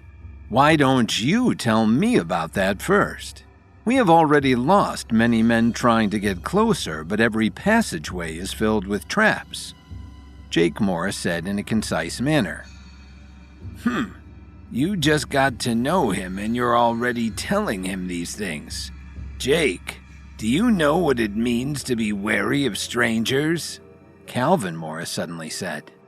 Jake Morris's face turned sour when he heard this. He turned around and asked coldly, "Are you teaching me how to do things?" "I don't have time for that. I'm just warning you to be careful. Don't die here. That would make it very difficult for me to go back and explain," Calvin Morris said with his hands behind his back. "You," Jake started to say, stepping toward Calvin. "Mr. Morris, don't pay too much attention to him. It's just a dog barking," Kevin said, trying to persuade him. "What did you say?" This time, Calvin Morris's expression changed. The other Morris family members who were standing beside him immediately took out their weapons, as if with just a word from Calvin Morris, they would rush forward and slash Kevin to pieces. Elijah Tanner and the others, along with Calvin Morris's subordinates, were naturally unwilling to be outdone. The atmosphere became very tense, as if they would attack if they didn't agree with what was said next. The rest of the people from the upper realm looked at them with gloating eyes, as if they were eager to see them fight. "I'm just saying that there's a dog barking," Kevin spread out his hands and said nonchalantly. However, he could also feel Calvin Morris's spiritual energy. His power base was around the 8th stage of level 5, 2 levels higher than the miraculous blessing of God. Kevin looked at Calvin and thought to himself, "No wonder this kid took the initiative to form an alliance with me. But he'd be a fool to think that I do not know the kinds of games he's playing." As Kevin asked Jake Morris for more information about the current situation at Lake Erie and with the Upper Realm attendees, Jake immediately began telling him what he knew. However, Calvin Morris stepped in and chided his brother for sharing information with the Radiance, an organization about which they knew very little. Kevin waved off Calvin's objection, insultingly referring to him as nothing more than a barking dog. Calvin immediately took offense, as his subordinates and Kevin's subordinates both appeared ready to fight with one another.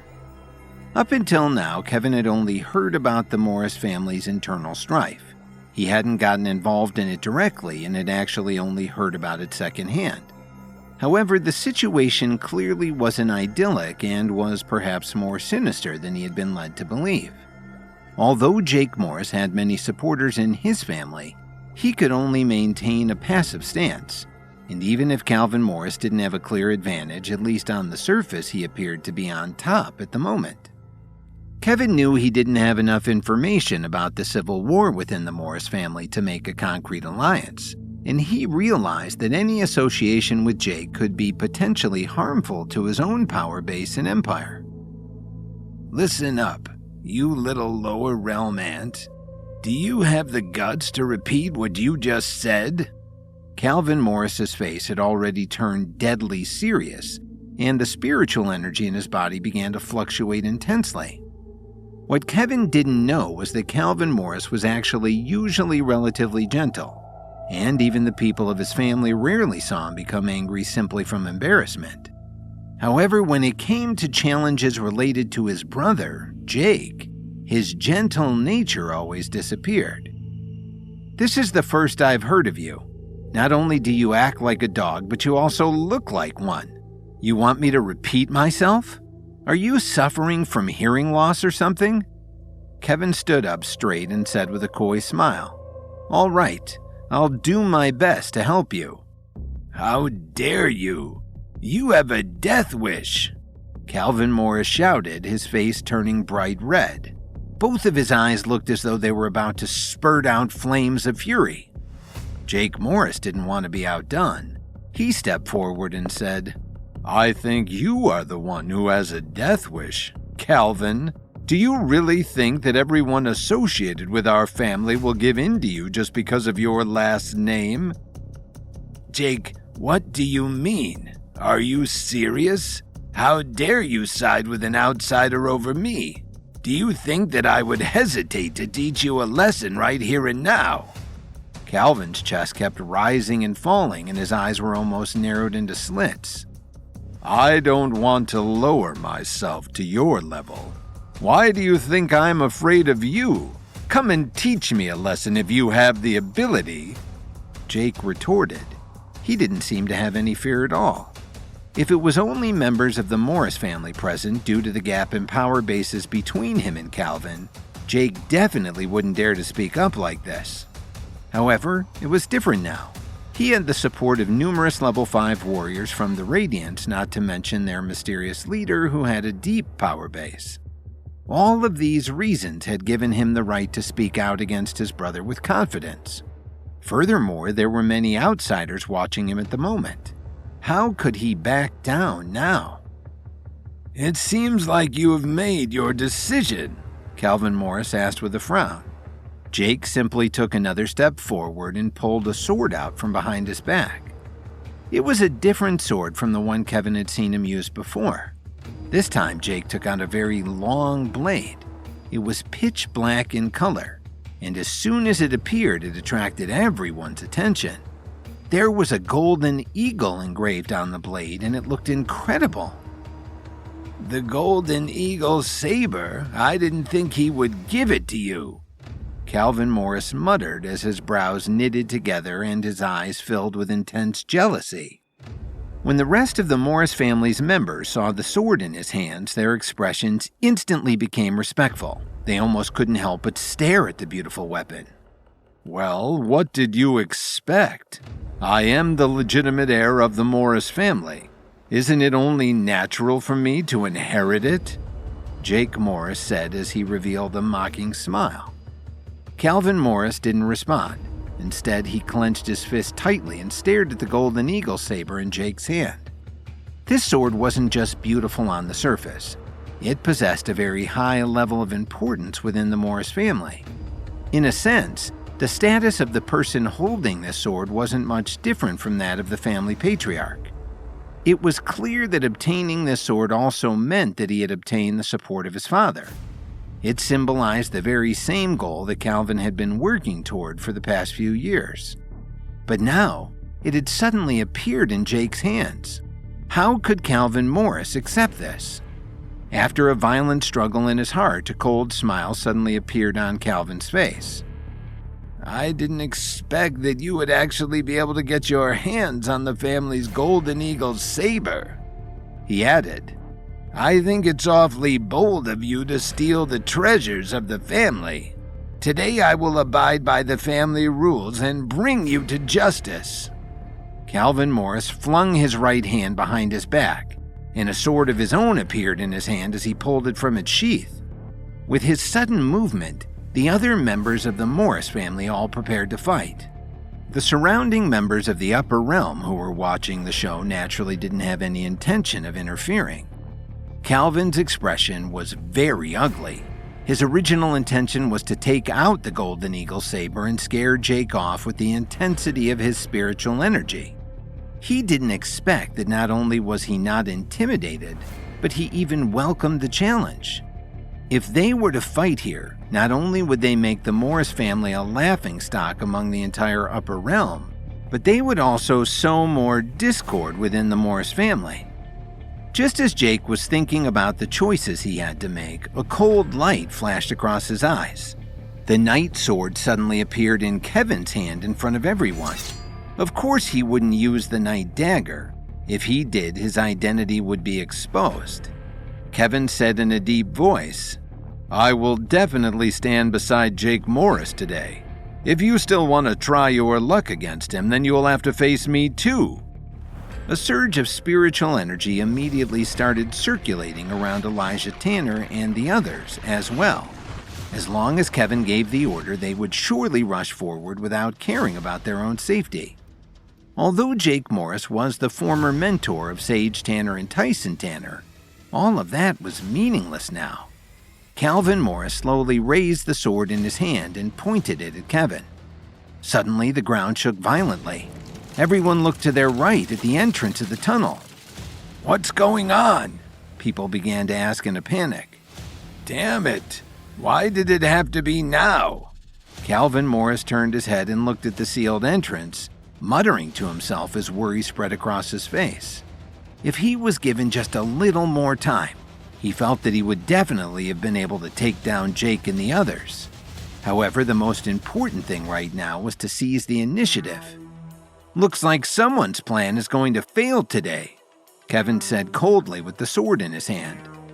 "Don't get ahead of yourself. The game has just begun," Calvin Morris said while gnashing his teeth in anger. The moment he finished speaking, a glaring light made everyone close their eyes tightly. It lasted for about 10 seconds. When everyone finally regained their sight, there was no longer any obstruction at the tunnel entrance. A large amount of spiritual energy surged out from the depths of the tunnel. "Go!" someone shouted. Everyone started rushing toward the entrance. Elijah Tanner was about to make a move when he was stopped by Kevin. "Sir, aren't we going to follow them?" Elijah Tanner asked curiously. Kevin didn't answer his question immediately. Instead, he looked around.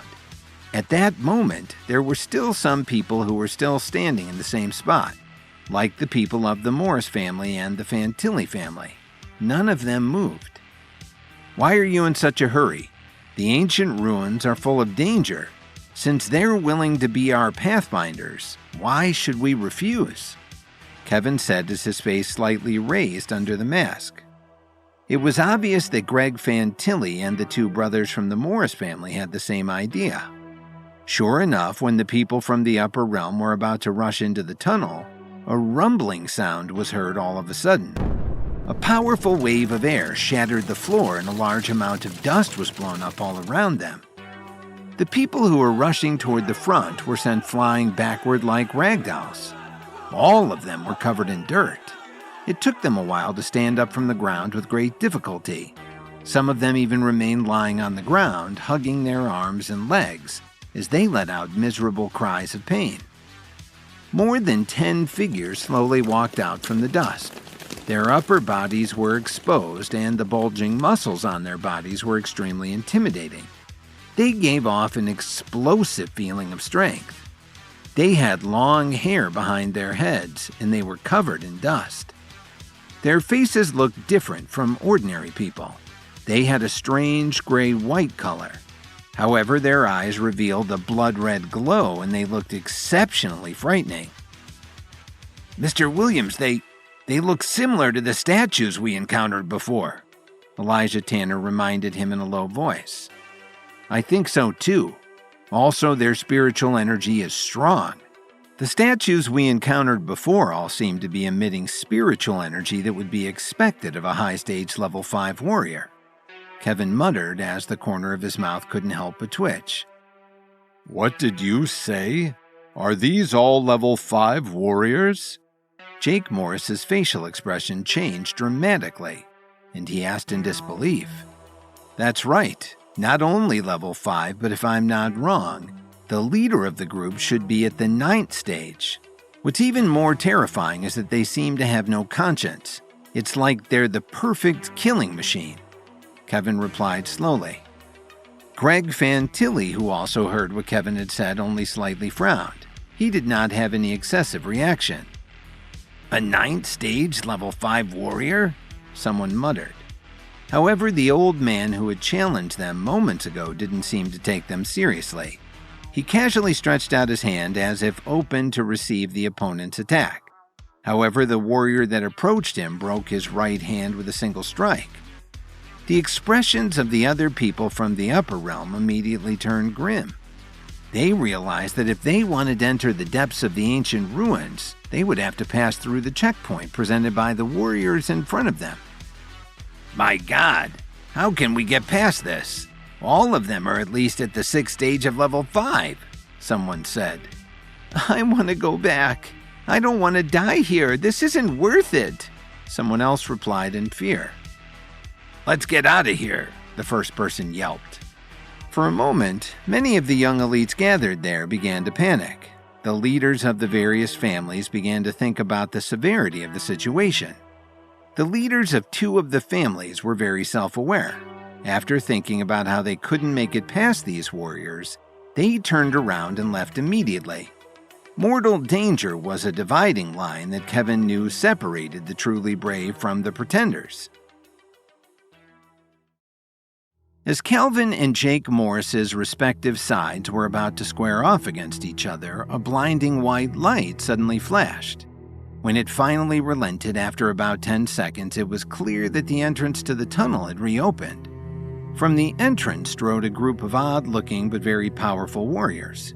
Elijah Tanner couldn't help but notice that they looked troublingly similar to the statues Kevin and the others had encountered earlier. Many of the upper realm experts decided that none of this was worth it and decided to retreat. The warriors seemed to be restricted by some kind of invisible force. After forcing everyone out of the tunnel, they didn't attack as quickly as they could have. They just stood at the entrance. They also ignored the departure of some of the other families. Kevin's brows wrinkled slightly upon seeing this. He looked at the tunnel from which they had come and then turned back to look at the group of people who had just left. Although he had a slightly uneasy feeling in his heart, he couldn't explain his concerns. What should we do now? Should we go or continue forward? Greg Fantilli, who had been silent for a long time, suddenly asked. Everyone hesitated for a moment. Kevin licked his lips and tried to ask, "Are you talking to us?" "Of course. Only a few of us are left. Do you think your men are qualified?" Greg Fantilli glanced at Kevin and asked impatiently. "How would I know? There are so many of them guarding the entrance and we don't know what they're capable of. It can't be up to one person to decide whether to go in or not," Kevin said, knowing that it was not his place or responsibility to make such a decision for anyone other than himself and his Radiance warriors. During this trip to the ancient ruins, he could be said to have brought with him more than half of the top combat strength of the Radiance. But still, clearly anything could happen. Jake and Calvin Morris didn't express their stance. As for the severely injured old man, he didn't even have the right or the ability to speak. Greg Fantilli finally said with a serious expression on his face, "All right. Since none of you are willing to stand up and make your voice heard, I'll tell you what I'm thinking. Everyone has seen it. Although these warriors are imposing, it doesn't appear as though they can leave the passageway. It's obviously impossible for them to rush over by themselves now, and no one is willing to sacrifice their own lives to pave the way for others. Since that is the case, the only way is to form a temporary alliance. Of course, the rest of the way we can choose to remain allied or go our separate ways. At worst, we'll split the treasure equally." Hearing this, Kevin and the others suddenly became serious. An alliance would surely enhance all of their safety. But to expect Jake Morris to form an alliance with Calvin Morris? This was probably a fantasy. You want to form an alliance with us. Do you think that's realistic? Kevin raised his eyebrows and said, "I don't care what kind of conflict there is between you. You have to temporarily push it off to the side today. I don't want to return empty-handed," Greg Fantilli said to the two of them without any trace of diplomacy. Such an attitude surprised Kevin. What kind of background did Greg Fantilli actually have? How was he so confident in speaking to Jake and Calvin Morris like this? What surprised Kevin even more was that Calvin Morris sneered. He took a step forward and said, "All right. As long as you don't mind some people being a burden to you, we can discuss an alliance." I would advise you, Mr. Fantilli, to be careful when choosing a partner. As the saying goes, you can know a person's face but not his heart. It's really hard to guard against some treacherous people." Jake Morris coldly snorted and said, "Then I'll take it that you guys agree," Greg Fantilli said. he didn't ask for their opinion at all. As long as the others are willing, I'll go along with it. When Jake Morris said this, he didn't forget to glare at Calvin Morris. What about you? Greg Fantilli raised his chin and asked as he pointed at Kevin. I have no reason to refuse. Kevin spread his hands and answered naturally. All right, I will make the arrangements now. Greg Fantilli turned around and looked at the warriors at the entrance. There are a total of 13 of them here. Although they have a high power base, there doesn't seem to be any awareness about them, so their combat skills can't be too overwhelming. Next, each of us should send 5 people to deal with them. The rest of you make the best use of the time to rush over. Once the main group passes, the people in charge will follow closely behind. Although Greg Fantilli's plan wasn't the best, it was definitely the most practical one they had right now. The awkward question now was, how could he choose 5 men to deal with these warriors? To put it nicely, they were going to put their lives on the line to buy time for the rest of them. The 5 would surely know that they were being sent by their leader on a suicide mission. Kevin found it hard to make a decision. His eyes swept across the crowd, but he was glad that none of the people from the Radiant showed any signs of fear, and none of them avoided his gaze. Mr. Wilkinson, let me bring some men with me, Elijah Tanner volunteered. You can bring the others with you while they're occupied with us. This is not a joke, you know. I don't want any of you to get hurt.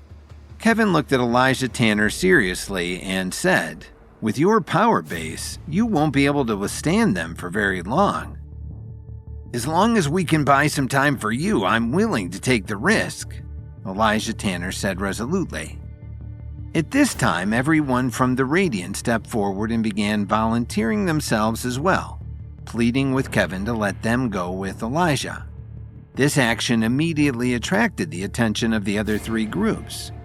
Compared to the Radiants, the people following the Morris brothers and Greg Fantilli could only move back a little bit and try to avoid their respective gazes. A bunch of ignorant fools. They have no idea how powerful the warriors are, someone muttered. How stupid. They are all fighting over the right to get themselves killed, someone else replied. This isn't the time to think about virtue. If you want to live, it's best to stand back, a third person exclaimed. The others muttered in low voices, expressing their agreement. All of you shut up.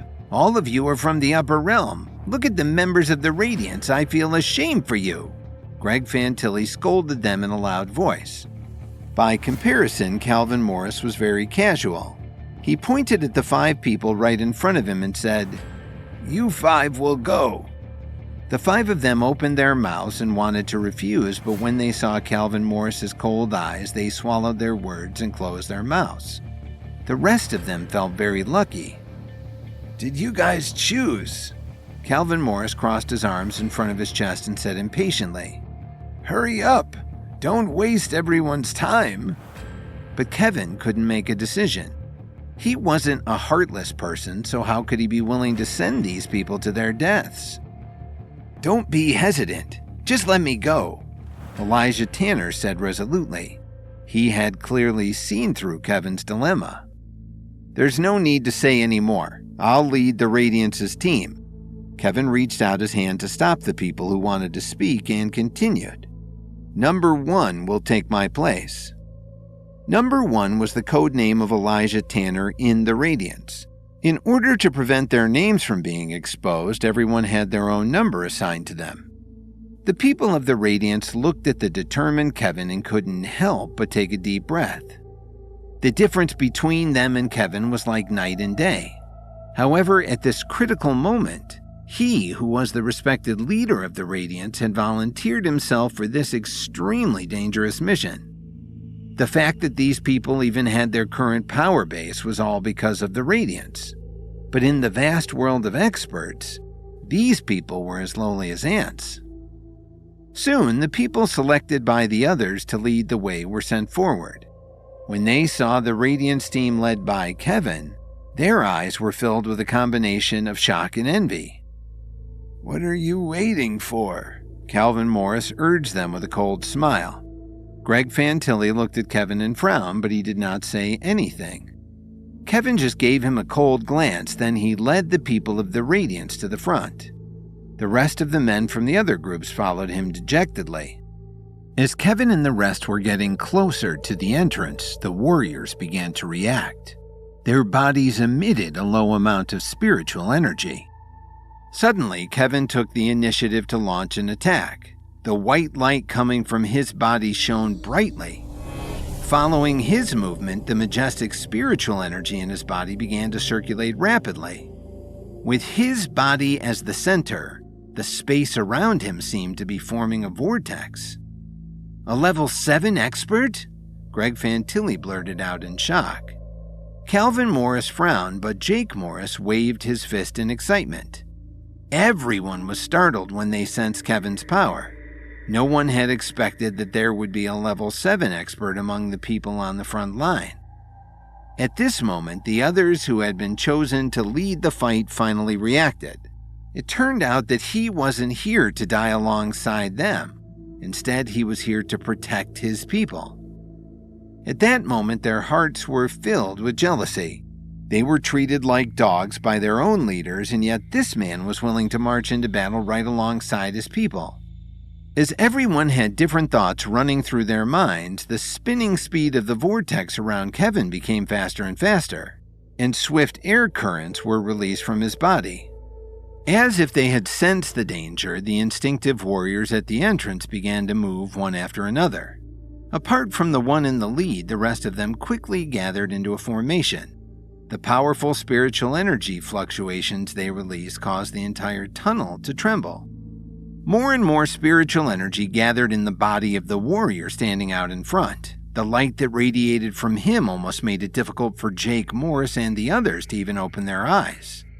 Kevin's face was so solemn that it seemed like a layer of frost had covered his face. He actually felt a strong sense of danger coming from the lead warrior's body.